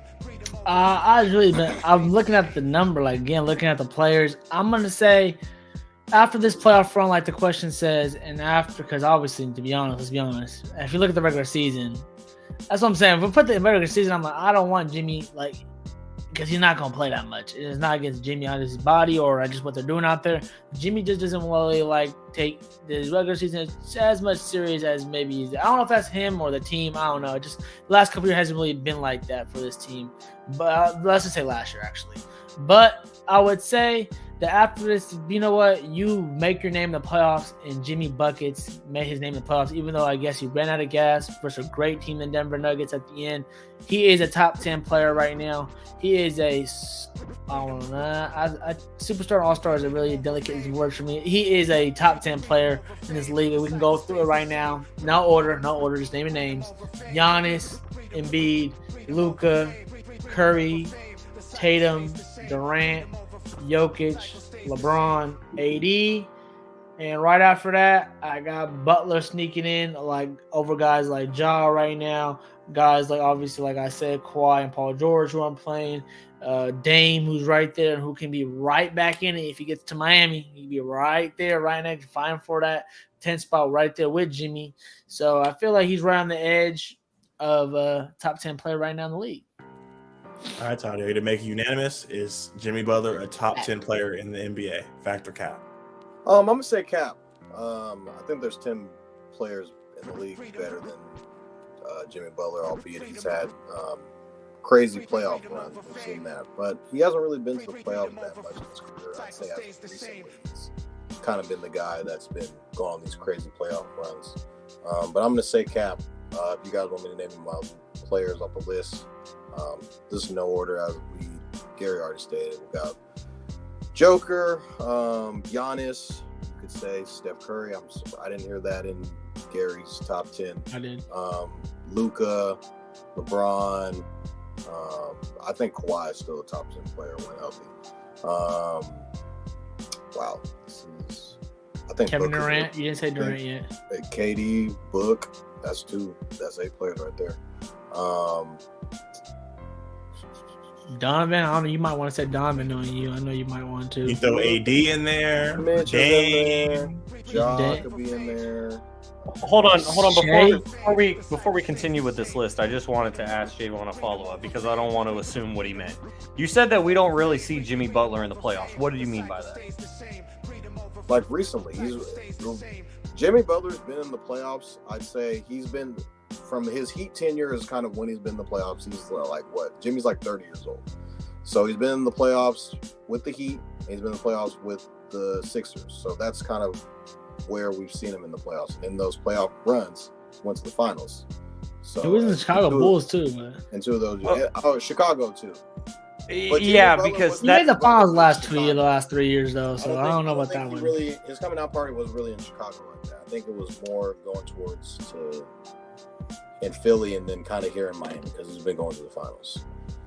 And the reason why I asked is because Jimmy Butler came into the league in 2011, and he has made the playoffs every single season except for once in 2016. And so if you mean that we haven't seen him with a lot of deep runs till he gets to Miami, that's a fact. But that's major cap if you're saying that Jimmy Butler isn't a staple in the playoffs. And to me, that's why he's a top 10 player. But he wasn't the best player on those teams early on in his career. I'd say when he ended up going to the playoffs when he was with Timberwolves, you could argue that he was the best player on that team when he led the Timberwolves to the playoffs. Ask Wes. And with the Sixers too. So that was kind of like when we he wasn't the best on the Sixers though. Be that guy like that, but yeah. I don't know. What do you think about that, Kevin? Do you think that Jimmy Butler was the best player on the Sixers when he led that team to the playoffs? 100%. You know, what's his name? Why am I blanking? No, the other guy, Ben Simmons. Ben Simmons and Joel Embiid. He's forgettable. I don't blame you. They were just really young at that point. They really couldn't get over the hump, and Jimmy Butler, really came and took them over that hump. And we could be sitting here talking about Jimmy Butler in a completely different light if Kawhi misses that shot. So I would definitely say Jimmy Butler was the best player on that Philadelphia team. JJ Redick probably has a ring if that shot does not go in. Never know. But to answer the question, I'm going to have to say cap as well. I think we can name 10 guys better than Jimmy Butler. Garry and Toddy have done it, so I'm not going to reiterate it, but I definitely think there are 10 players better than Jimmy Butler. Yeah, he made the finals 2 out of the 4 last seasons, and, we really did get out guys for not having rings and, him making this late push and him still getting second team All-NBA. So like Garry said, he kind of just coasts during the regular season and turns it up during the playoffs. So all credit to him, but top 10 player, he's not there yet. Top 15, though, you can hammer that in. I agree 100%. But top 10, I'm going to have to say Ken. I ain't gonna lie. I did say fact, though. He is top 10 just because of his playoff run. But I'm not gonna lie, like you just mentioned, when you really want to think about it, see, this is how we talking about like top 10 player who you take, then you take him. But if you talk about like, ask a GM, would you take him then all these other variables come in, like you said. Does he play the regular season? Putting box office people in the seats, you know what I'm saying? Things of that nature moves the needle towards away from Jimmy. But if we're just talking about we want a guy in the playoffs, it's pretty hard to take 10 guys over Jimmy who you wanted this playoff run this year in the playoffs. Well, this is officially the longest episode that we have ever had. With no sports. These 2.5 hours just flew by. How did you guys think it went? I think it was great, man. Yeah, the usual, just we kept cooking. flowing. I had to just get to points where I was just like, all right, I'm sorry, we're moving on. We got to keep it moving. And I appreciate you guys understanding that as well as we transition from our Factor Cap music back to our intro outro music. I just want to remind everyone to make sure to give us a like on YouTube. It helps us a lot if you enjoy the show. Hit subscribe to get notifications when we go live. Follow us on Instagram and TikTok at StatsOverPolitics and on Twitter at StatsOrPolitics. Make sure to subscribe, rate, and review on all podcast platforms. If you're enjoying the show, give us 5 stars. We'd really appreciate it. As you have all been tuned in to episode number 34 of Stats Over Politics. For Kevin Dent, Jaevon Toddy, and Garry Singh, I am your host, Shaun Holko. Thank you for tuning in, and we will be back again next Monday with another episode of Stats Over Politics. And 100 subs is coming. Peace.